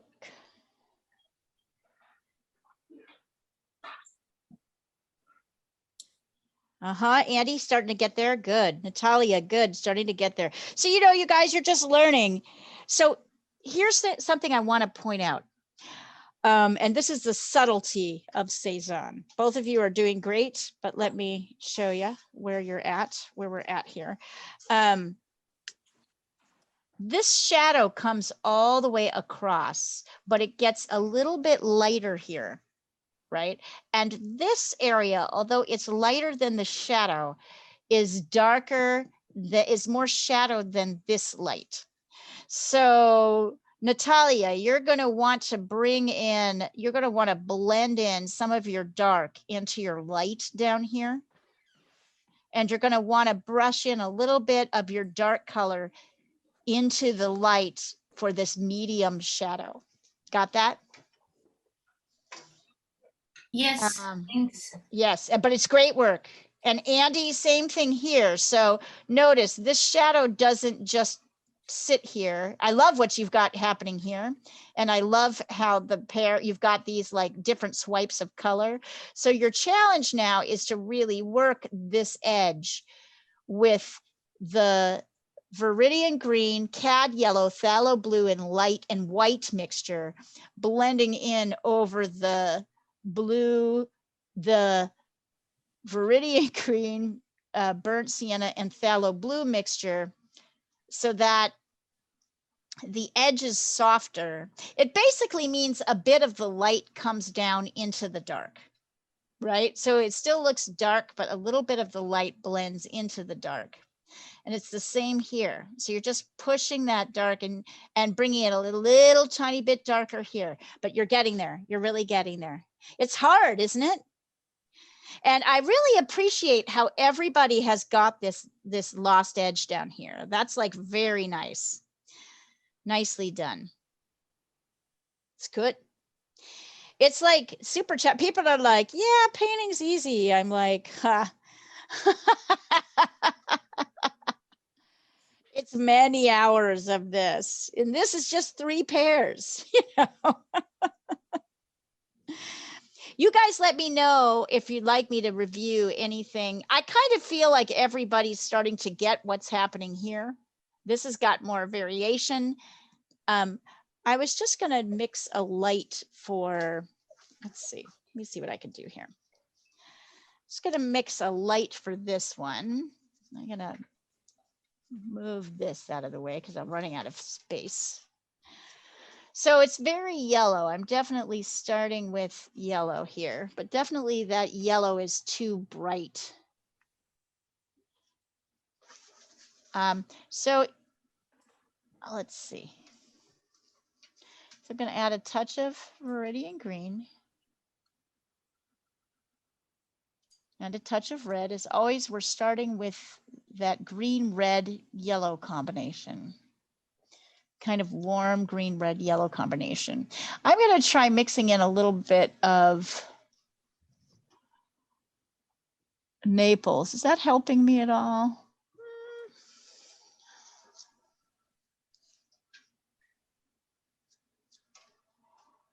Kind of. Might just be white. So more yellow, bits of green. It's probably just a different variation of one of the mixes that we've already got, except that we're adding a touch more green.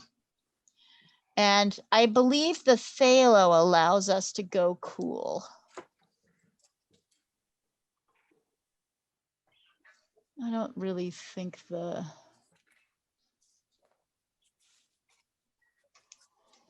Yeah. So in the area, I'll tell you what this mix is when I test it. Hang on, I'm gonna test it here. Got kind of a, oish, no, needs more, get rid of the brown in there. I used a brush which had,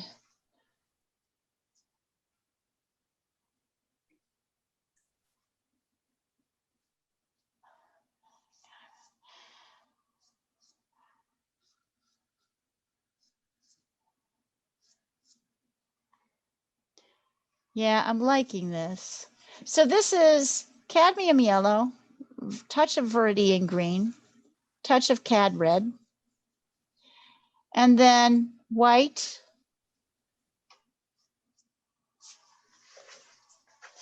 and maybe a touch of phthalo blue, but just more emphasis on the yellow. In fact, I need more yellow than any other Cad yellow than any other color. I was wondering if like Naples would help us, but it doesn't really seem to be helping us.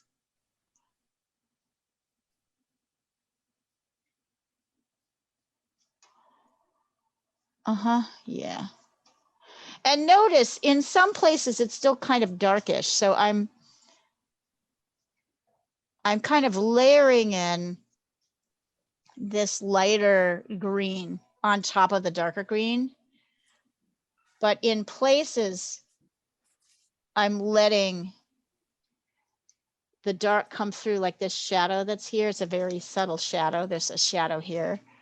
Here it's light, but here it's kind of dark. And right around the edge,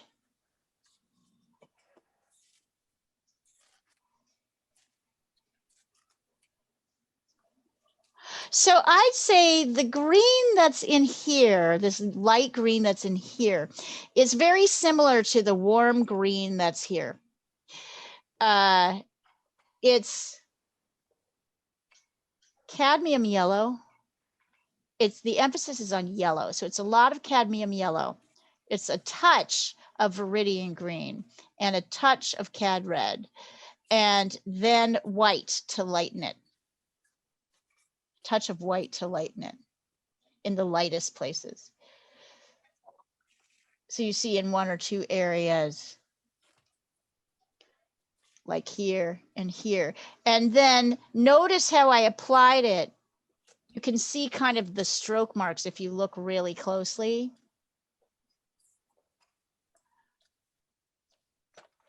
I'm using it to kind of clean up the top here. I'm letting this part right next to the other pair stay dark.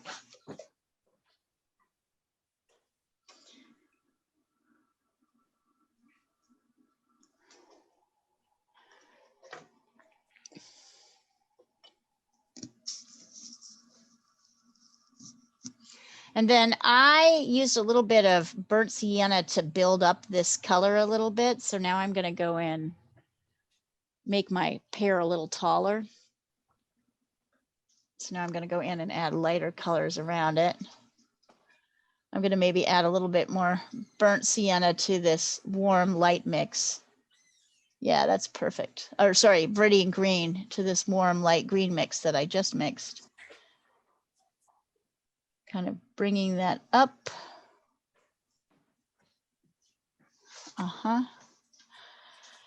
And then I'm just adding, it's funny, you can just take all the greens that you've mixed and add a little bit more white to some to lighten and cool them. So up here, there's this kind of light, cool thing happening. You can add more yellow down below to make a slightly more yellow mix. So you're just actually kind of mixing, and I just grabbed some ochre, which is great, but a little bit bright. So I want to pull that back a little bit. I'm going to take a little bit of my dark green mix.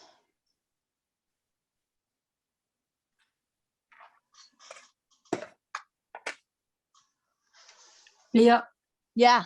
I'm going to bail out because I'm tired, and also I forgot to charge my iPad and it's dying. Okay. But I've just tweaked the panda and the fishes, and I'll leave them alone for now. Do you want to send them to me and take a look, or you want to just, okay, got it. Let me take a look. You want me to look really quick?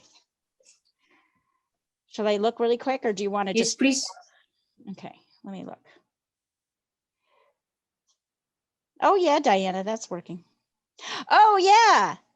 Oh yeah, the difference with the shadow on the fish is remarkable. And Panda looks just great. So the only thing I was noticing is that if you look in the picture, there's a touch of blue here. I didn't know if you noticed that. Tiny touch. I added blue in various places. Yeah, this is great. But I've gone maybe too dark there already, no? Yeah, maybe. So maybe just leave it the way it is. It's great. Your edges are great. This is great. I still have trouble with the edges. Like my fishes are not properly blended. You might take a little water and try to It's a bit- soften the edge. I've tried I can't seem to get the hang of that. I think you have to do wet, both sides have to be wet at the same time. So I think what happens, Sandra, is you've got to be more cognizant of the dark lights. I'm just not fast enough to do it while it's wet, if you see what I mean. Yeah, but you'll get faster. You'll get faster. And my brush dexterity is not great. Yeah, you'll get better. It's getting better. Anyway, they look like fishes and pandas. They look like fishes and pandas. I think you're right. That's a success. And I like the shadows that you've added in the fishes. I think that improves them a lot. Oh, good. Yeah, the water is a bit botched up, but anyway. Yes, I enjoyed doing it. We carry on. We just keep going. Good luck with the pears. They look great. Thank you. Bye, guys. Bye. Bye. This is looking great, you guys. Your pear, these are just so appealing. So here, that's the sort of edge happening with this one. And then, yeah, this is just these little splashes of color.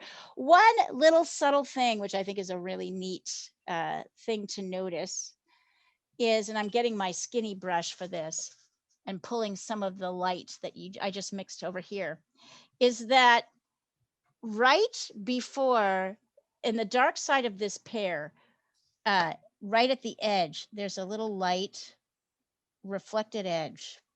So it gets a little bit lighter. So this is what kind of really helps us see. It's very subtle. Let's see if I can get it. It kind of comes up here and down like this, so that you can really see that this is a lost edge, because you can see the edge of this pear. So it's just a little, what happens is, as a rounded object, can you guys see this? It's so subtle, but it's huge. It's too light. So I'm just blending it out so it blends in with the other colors. Like, so this little line here really stabilizes everything, because it shows you. So what happens is, basically, as a light, so the light's coming from this direction, and as the object turns, it's getting darker, right? But then and so this is the darkest side of this pear, but then right before it turns in the darkest side, there's a little reflected edge that's like a 2 or a 3, right? And so that's what this is. That's also what's happening here,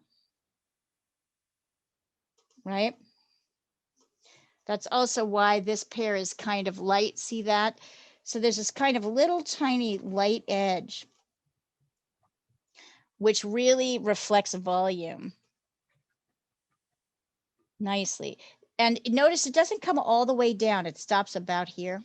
If you can get that little light edge in and bring it up so that it's defining the pear. That's too light, but. And now I feel like I want a little bit more. So yeah, now I'm just kind of laying in. I mean, all of my reds are mixed. Almost all my colors are mixed with their complements. Using a tiny bit of the ochre here, but not too much, because these little bits of light.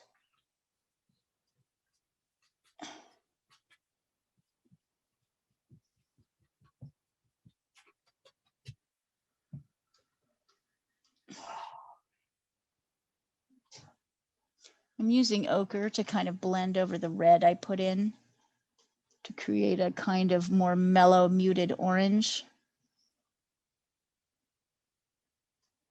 Once you really start looking at something, you realize, oh my God, the shifts are endless.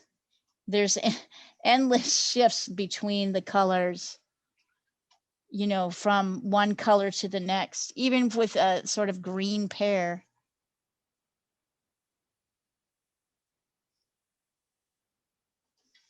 That looks better.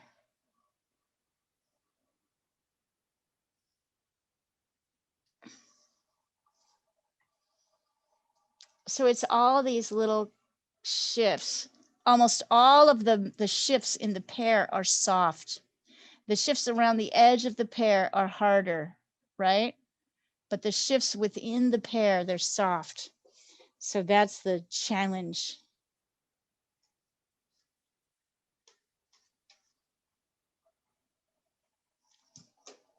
The other thing I thought I'd try with the Naples Yellow, since we've got it out and are playing with it, is what I told Tashween, which is I thought like maybe it might look nice, although you can't really see it. I'm adding white to my Naples Yellow to see if I can get it. Might look nice to, I'm mixing white and Naples Yellow, or you could also mix ochre and white. Actually, that might be the better color here to kind of lighten. There's this kind of bright part here down on the bottom of the plate, not touching the plate, but kind of away from the shadow of the plate.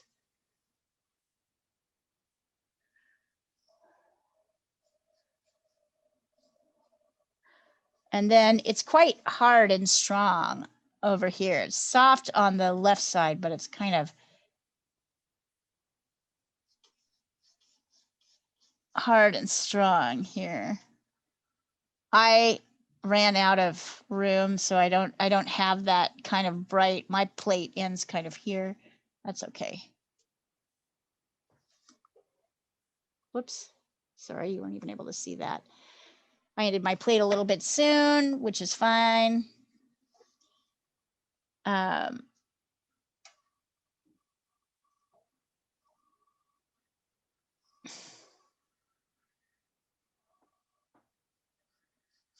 using yellow ochre right now.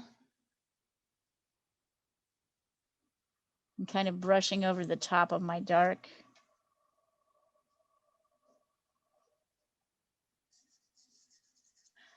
Notice that my eyes, notice how much your eyes kind of track the, notice how much your eyes track the movement of your brush marks. So if I go this way with brush marks like this, I'm kind of expecting there to be a reason. I notice the brush marks and I want to know why they're there.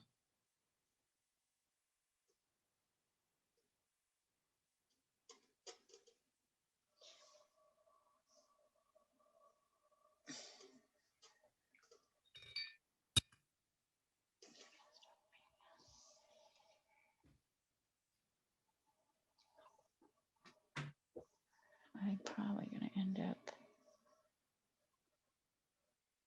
Yep. Yep.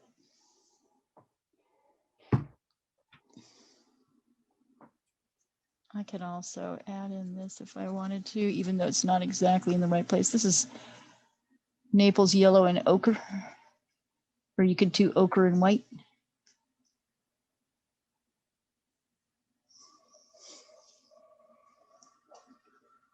So this is a little bit based on the concept of what Diana and I were talking about, which is like, how do you create, how do you kind of fill a composition and get people to kind of move in, right? So Diana has this composition, which is very heavy with elements pointing this way. And then she's got this sort of quieter area over here. So what she's doing, which is exactly what Cezanne did, is making it lighter over here and making the marks kind of directionally pushing you this way. If this whole thing was dark, then I would just move off. I'd be more likely to just keep going, following that dark all the way off the canvas. But because there's a dark and then it runs into this light, I'm like, and now the light is kind of directing me to come down. It's interesting composition.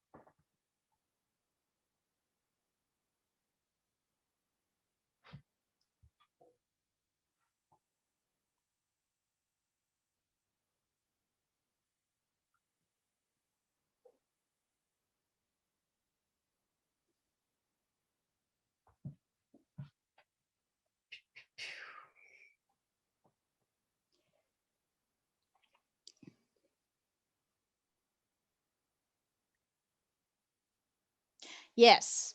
Right now it's kind of a little yellow flutter. Maybe it's a ghost.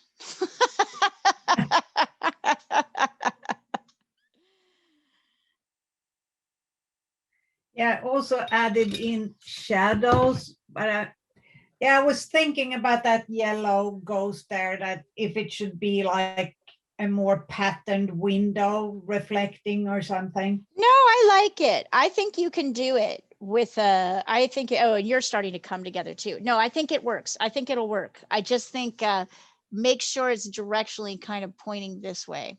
Yeah. You know what I mean? Like that way. It's fascinating. A composition is fascinating. Let me show you my favorite Mary Cassatt painting again and just show you, like, there's a painting that she does this masterfully on. Hold on, I'll go get it. I have to go get the book. Yep.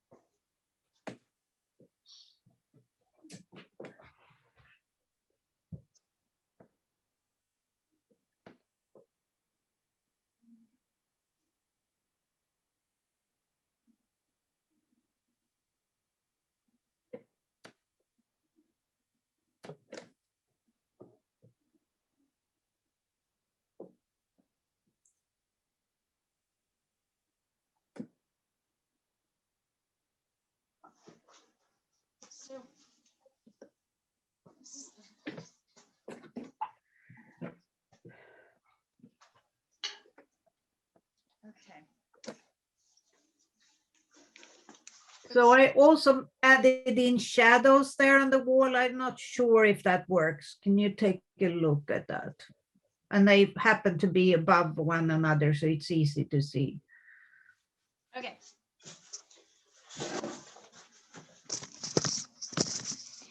Here's the one where she really nails it.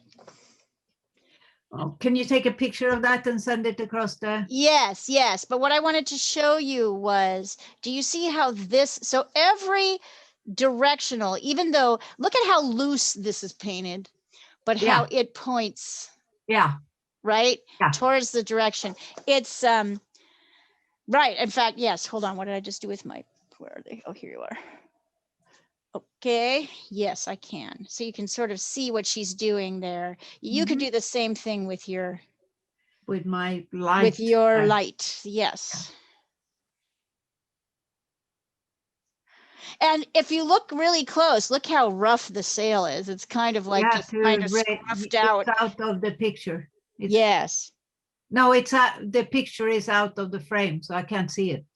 Oh, I just sent it over. Oh, you sent it over. Oh, yes, yes, yes, yes, yes. Sorry. I can hold it up if you would like me to. No. I see it now. Okay. Yep.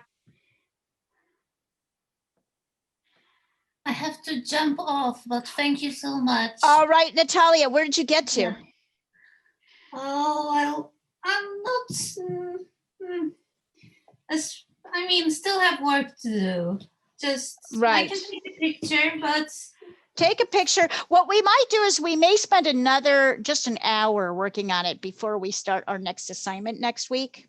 That's what I'm thinking. Oh, yeah. Yeah, maybe with why fresh not? eyes. Why not? Right? Like, why not? Like, let's do the last minute touches. Andy, that's coming along really nicely. All right, Natalia, have a great night. Thank you. And I'm loving it. It's really, yeah. That makes me so happy to hear. I'm so glad. I'm so glad. I'm so glad you're getting it. And oil, it's fun. It's fun to have the experience of working with oil, right? Like, yes, definitely. Everybody should try it. That's my opinion. opinion. Yes, everyone should. But it's okay that not, not everybody can, because sometimes the fumes are too much and sometimes other things are not great, but it's really good. All right, sweetie. I found a Polish brand that they also have eco, like safe for the environment and Oh, people, good. humans. Yeah, so they say. But Yes. it's so far so good. Yeah. So far, so Yeah. good. Thank Knock on you. wood. Yes. Okay, sweetie. We'll see you next week. See you. Bye. Bye. Okay, Andy, I'm going to try and show you. You're getting better with the blend. Here's the trick with the blend, right? In this shadow. So I'm going to lay a little bit of shadow color. I'm going to lay it a little bit stronger. Okay. Right? Watch what I'm doing here. So like you have it pretty strong. And then I've got, let me mix some of that. Oops, need more light. So I'm going to mix a little bit more of the cool light. Because I feel like you're almost there, but you're kind of dancing around it, right? It's, here, wait. I guess when I look back at the original that you sent, there seems to be like a little break in it. It comes from the left and comes from the right. And then, you know. Yeah, it's just how to get it's just the hard edge. It's like how to get the soft edge, how to get that to happen. I think this is what's happening. So I want to show you how I like to do that here. So I'm just trying to mix quickly some fairly cool color. Oh, that work? Yeah. So if you'll notice here, I'm coming right up along so I just darkened this, right? So now my edge is too hard. You Very can see hard. that, Yeah. right? See that. Yeah. So, and I've just made this wet on one side with the dark and this wet. So now I have my brush loaded with white paint. I'm really blending in, and I have to be careful. I have to clean off my brush every couple strokes. I'm really pulling down much further into my dark with my light. Is my dark going too far? Too hard. It's just too hard. Okay. It's too hard. I gotcha. So okay. I'm showing sorry. I thought you wanted more dark. I see what you're saying. I did want more dark, but then I want it softened. So it's got to be darker, and then it's got to be this really soft edge, which is why I wanted to just show you. You know what I mean? And so it means you end up blending into your light more into your dark than you think, right? You come farther into the dark than feels correct, but that's how you create that soft edge where there's a distinction. Yep. But it's not so hard. You're going to drag So when you look at mine, it's not the dark bits I have to worry about. It's about dragging in the light so it's a softer edge particularly along the top. Exactamundo. Got it. Exactly. Yes. And then you can pay attention to things like this little shadow that's up here, right? So there's this little dark curve that comes in. Yeah. I have that. Yeah. Don't I? Or not enough? Or let me look. Not dark enough. So this should be pretty dark. See, so this is a pretty dark. This is actually the darkest. Okay. If you look here, let me take a close-up picture so you can really see what's happening here on the picture. There we go. Look at it. Look how dark that is. Got it. And okay. See, and then there's this tiny little triangle of white here, and then this kind of bigger triangle of light over here, kind of on either side of the stem. So this shape kind of goes up and out, and then it's surrounded by lighter. That's one of the reasons it looks so dark. You kind of got it, but it's not as dark. You don't really have it very dark. So take a look at that section and keep working, but it's coming. It's coming. Okay, great. So I have the triangle staked out right. It's just more getting the color more right. Exactly. And the blend. Yep. And I got to tell you, I know WhatsApp is a little bit better, but it still looks different than what I have on my canvas. Yeah. It's different. Your colors aren't exactly the colors that he's got going on, but I think that's okay. My goal is... The photo seems to like pump up the cadmium yellow like to a level that I don't have it at. It seems it's definitely here. Hold on, let me see if I can look at the photo now. It's true because like this printout is very dull. compared to the actual photo. You're talking about the actual photo, right? And I was also looking at what I sent you of what I did. Like, oh, I see your point. Yes. So that is possible that it's adding more yellow. So that's also possible that like the colors aren't the same. Yes, that is very possible. So I'm not I hadn't worried realized about that. I just sent you the photo and I was like, oh my God, this is like, it's totally bright yellow, right? Yes. It looks much brighter than what I have. Yes, yes. So yeah, that's also, I'm just kind of assuming that's true as I'm looking at it. So that's why it's not bothering me. But yeah, I have noticed that lately cell phone cameras are adding yellow to light. They're adding a lot of yellow to their, Wow. Yeah, I know. Isn't that weird? Yeah, because I did put in this, at least I tried to stake out the triangle bits. Yes, yes, I can see it. I can see it. And it looks great. It's coming along. So it's just this subtlety of getting that blend right here. Totally. Okay, great. And that's, yeah. So try dragging the light in more than you have been. And I think you'll find that'll do it for you. Okay. Yeah. And isn't oil nicer that way, that everything doesn't dry right away? So you can actually go back in and try that edge a couple of times without having to worry about re-wetting both sides. I think that's kind of a nice thing about it. It is nice. And I actually thought I was getting those softer edges a little bit more, but in the photo, it doesn't look that way at all. So I'm going to go back out. Isn't that funny? Yeah, I'm the same. I did the same thing. I mean, I had to go back and do my edges 4 times. I just suddenly did it while I was teaching you guys.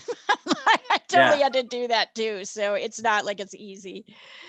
Rebecca, what's happening with you over there? I'd love to see where you're at. Yeah, okay, I'll send you what I got. Yeah. I was putting in some background to define the pears a little more. Mm-hmm. Background color. Isn't this a fun assignment? Isn't Totally. this enjoyable? Yeah. I'm like, Van Gogh, you're so stuck up. You thought like Cezanne was boring, but I just think this is a beautiful little study. I mean, it's a beautiful little painting. So simple. So much going on. We'll put 6 hours in, right, before the end of like this, at least 6 hours a year. You know, Rebecca goes fast, so she's doing it in 3, but you know, in general, we'll put several hours into these paintings. And even if what we might do is I might have us start a new assignment. We may just keep this. All of the paintings we do, we can keep, and we can work on when like we run out of like when we have to let things dry for our next assignment. So we'll probably go to our next assignment, but I want you guys to keep this painting. We can keep working on it in between the other things because we have 3 hours. It's a lot of time. Yeah, I did. Can you take a look at, because I sent you right after the other one, I put in the shadows of myself and there on the couch, and I don't know if it works. I can't decide if it works. It totally works. It totally works. That's actually, yes, that works a lot. What's nice is that kind of, Rebecca, that's coming along. So Rebecca, the only thing I love it. The background is looking good. The only thing I'd say is this is too blue. Right? It's not actually that blue. All it's right. blue. You've got, I mean, it's totally beautiful. I'm not trying to like talk you down. I just want you to see these are mostly muted colors. They are mostly colors that are, if you're trying to be faithful to Cezanne, right? If you're trying to be faithful to Cezanne, everything here is a grade version of itself. Every single green, light or dark, has some red in it. Every single sort of shadow has the complement in it. Almost every single color here has a little bit of the complement in it, including the shadow. And right now your shadow just looks electric phthalo blue. So you need to get some burnt sienna into that mix to make it, and it needs to be like, you want the blue, but you know, you need some red in there to kind of orangey red in there to kind of push it back. Okay. Yeah. And this, I'd say the same. And then what you really want is actually Viridian Green, a touch of phthalo and burnt sienna. And then you want to bring that color in over here too, because it's not so blue. It's more Okay. it's more of a green with a blue cast. Remember, phthalo blue is really strong.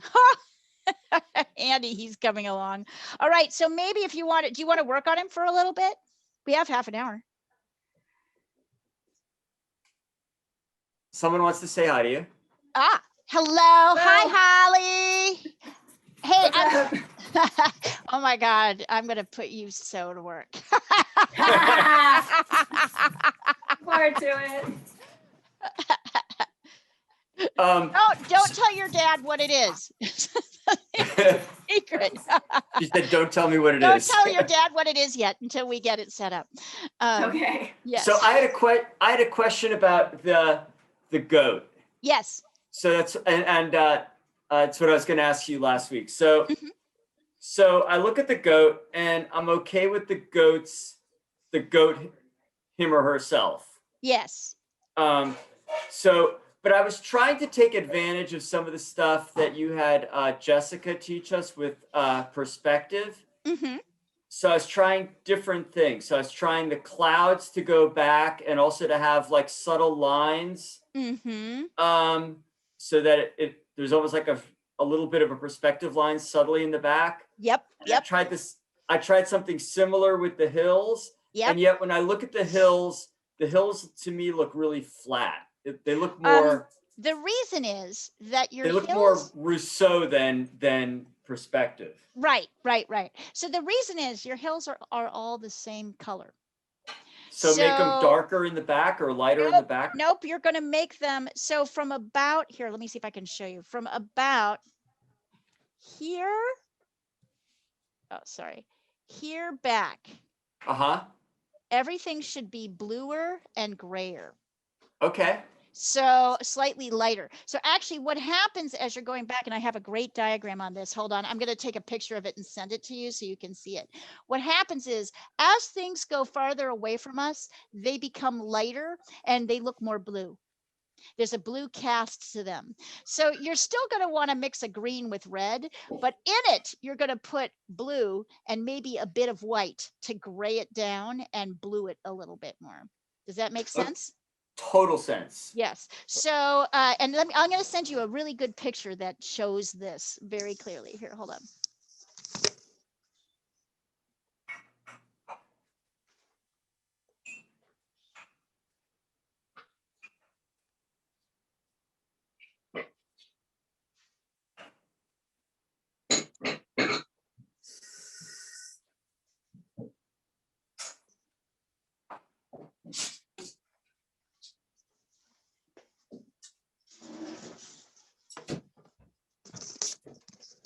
There are a few books that really helped me when I was first starting out in painting, and I kept them because they have such great lessons.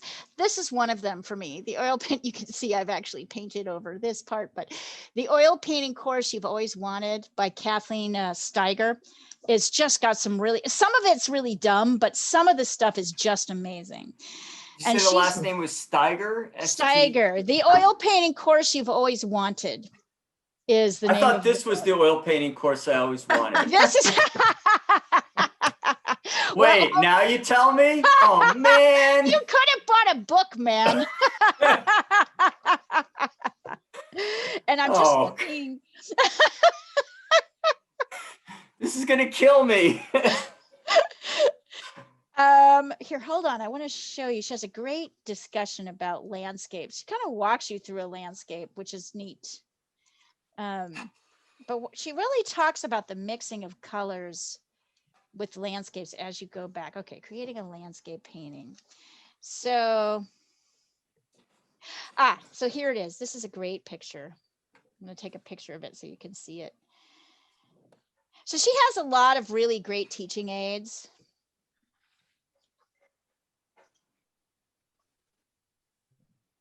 Here it is. So see how the hills, you'll see how the hills, and she even says it if you look on the book, she says it. This painting, here, I'll take a picture of the description. Sorry. You're good. You're good. You're good. I'm going to take a picture of this description. Can I edit this? Yes, I want to caption it. There. So there's the writing, so you can really see. This is like, she spends a lot of time showing you how things go back. This is a really great way to see it in pencil. So this is what's happening to hills. As we get further back, this is what's happening to hills.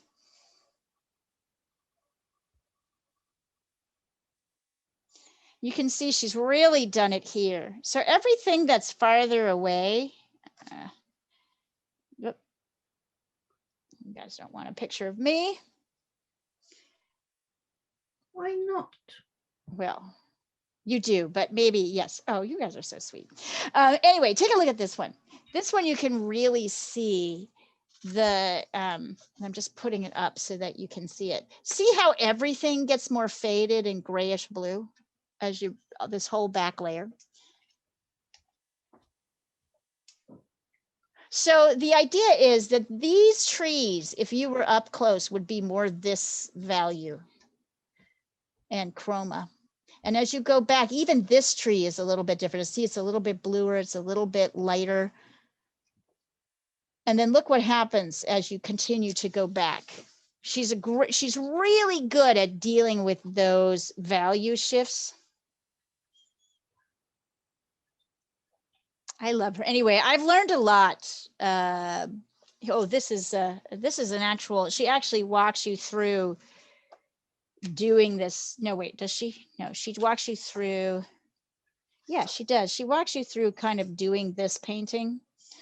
So you can really get a handle on the mixes. And I'm very influenced. You're basically getting her from me. You can see it again. I'm very influenced by her mixes. I like the way she mixes color. She's got great stuff on perspective and value. And she's just got great. Then she's got some really dumb stuff too. So it's funny, like it's all mixed in with it, as with all books.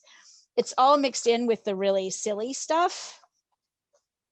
With the really good stuff is the silly stuff. But who is this? This book, Kathleen Steiger. I just love her, but I feel like there's occasionally some things where I'm like, oh, you've got to be kidding me. Like, no way, that's ridiculous. But in general, she has been very helpful. There's another person who writes books on painting with acrylic named Lee Hammond.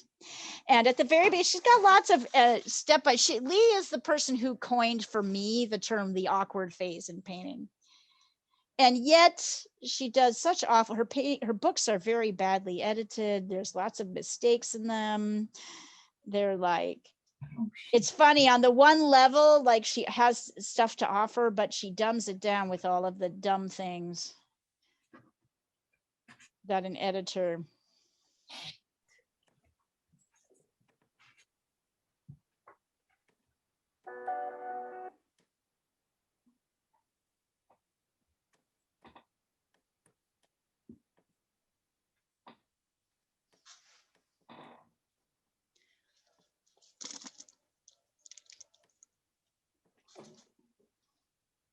I feel like I will never finish this painting.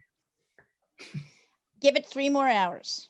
Let's see, give it next week, basically. You'll get more than 3 hours in. You can get like.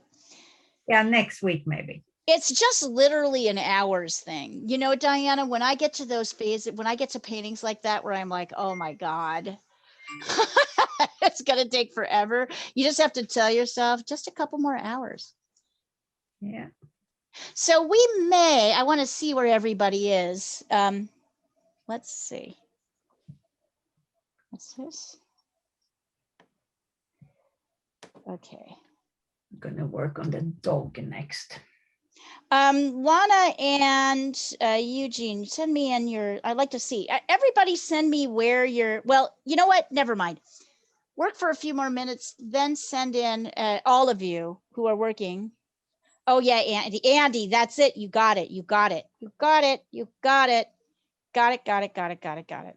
Very nice. You got it. So I was thinking of just setting aside the oil for right now because it's been gone through a lot this afternoon. And working on your little sheep in acrylic. See if you can change those hills. So, yeah. Well, we only have 15 minutes, so I'm not sure. Try it. I'll stay on a couple minutes longer. I've got all, you know, as you might imagine, since I don't have a workspace, I have to clean up all the oils before I can get all the acrylics out. So it's like okay, all right. Well, just work on it and send me stuff as you're working on it. See how it goes. You've got the advice on how to do it. So if you can build absolutely, no, that's crucial. So more like and for blues, you mean like an ultramarine blue or a phthalo blue? Ultramarine. It'll usually be ultramarine that you're mixing in with whatever else you're using. So ultramarine blue or white, or I also have Payne's gray for acrylics. You can try them both. Payne's gray is lovely. It's kind of it's a cooler, but try them both. See what they do. Let's see. And then tomorrow, I was going to swing by the paint store, and you mentioned 2 oil colors that I do not have today. You mentioned Naples Yellow. Yes, grab some Naples Yellow. And then the perennial burnt sienna, which I don't have. Yes, burnt sienna. Grab some burnt sienna. so every other color you've mentioned I have, but are there other oil colors you think we should, have? I just got this basic kit from last year. I know. Wait a minute. Let me see. Throw in, okay, here's some fun ones. Try Quinacridone Magenta if you can find it. That's a fun one. It's this kind of hot purpley pink color that really makes some fun colors. Quinacridone Magenta, because I do have, I have alizarin crimson. Yeah, and I have transparent red oxide, but you're saying. Yep. Good. Quinacridone Magenta, and then get yourself a turquoise. Get yourself a turquoise color. Get yourself a turquoise color. You will love it. It's so fun. So you can get yourself a teal, which is a lighter color, or you can get like a cobalt teal, or you can get an actual turquoise. Get yourself a turquoise, Andy. And you will a turquoise that may any be turquoise, yes. It could be teal or turquoise, just whatever appeals to you. Get one of those. They're really fun. It's just incredible. I just gave you the fun colors that will give you pops of color that are really great. Yeah, do it.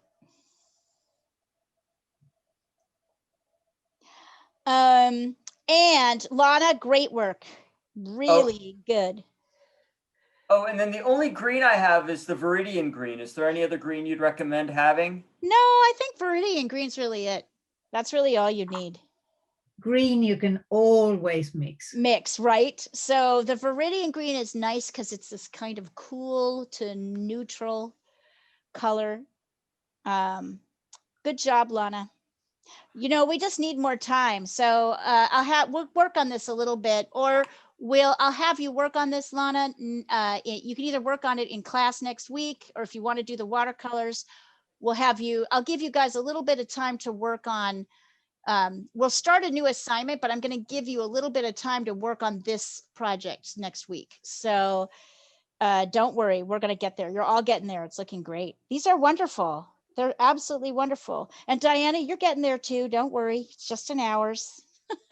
Yeah, I know. It's just hours. It's just hours. Rebecca, where are you at on the process? I didn't change that color of blue because I forgot what you told me to do. On the right hand pair. It's when I look at the picture, the color I made matches it exactly. So I think it's a camera. Just the way I'm seeing it is different than what it really is. So I'm going to look at you're talking about the actual picture now and not the. Well, the picture I see on my phone and in my painting, I feel like that shadow color matches really well. But not you're at all. saying it's not, so. It's really not. It's really not.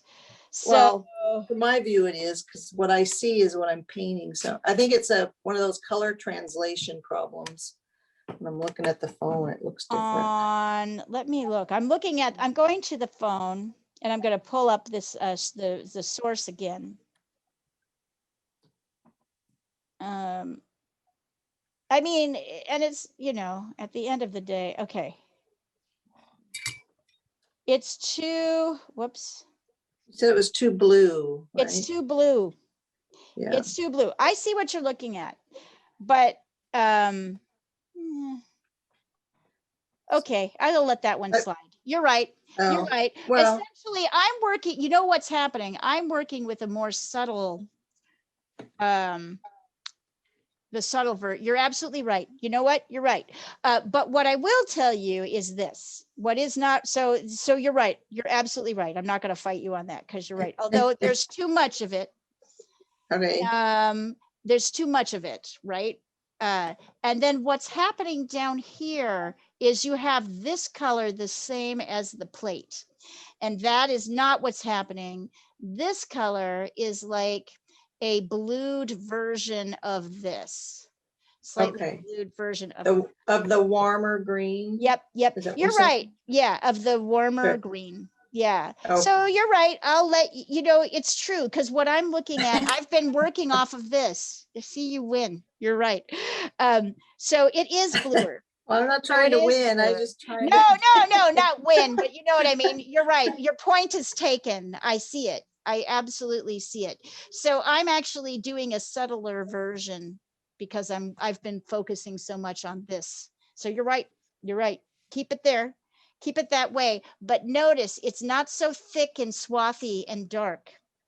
Okay. Not so like kind of, there's like a subtle. So I'll address, in fact, I'll address that next week. Nope, you're right. You're right. You got it. It's just getting the values, and I'm looking here. I want to look at your, yeah, it's just pushing it back. Okay. It's just pushing it back. This shadow can really get out of control quite quickly. I don't know if you've noticed that as you've been kind of going back and forth with it, going back and forth. So it's really kind of this darkish, it's got the blue bit here, and then it kind of fades into a warmer kind of darker green mix down here.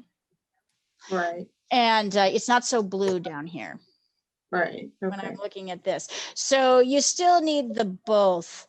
So what I would do, this warm mix is Viridian Green, burnt sienna, Viridian Green, yellow, cadmium red, right? A little touch of cadmium red. Right. And then you can add in a touch of the phthalo blue to darken it, but you want it to be, if I'm looking at this one now, the actual proper one, this is like, so this shadow is blue. The darkest part of the shadows are blue, but on the pear, but everything else is this kind of lighter green.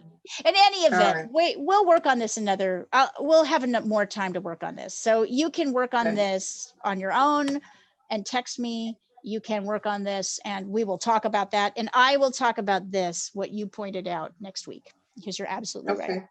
I'll talk to you about that because you're right. I actually stopped looking at the one on the actual computer image and I was working on this one. I don't mind changing it. I was just like, I can't figure out.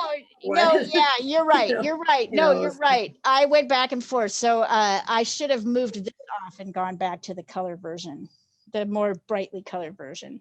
So funny, like and this, of course, probably whatever we've got on the computer is probably not also the real. Right. Right. Yeah.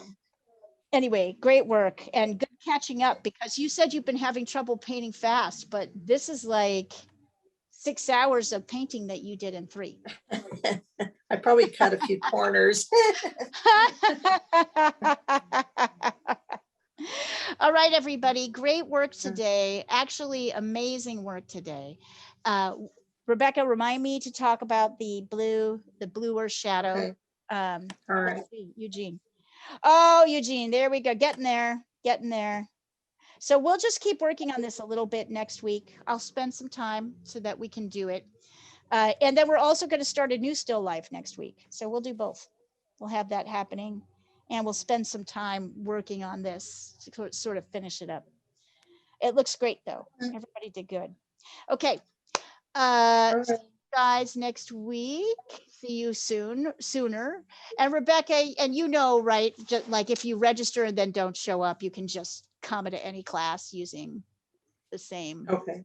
Just using the same Zoom link. All right. Yeah. Sounds good. Yeah. All right. Thanks, Leah. Yep. See you Wednesday. See you Wednesday. See you. Bye. Bye. Bye.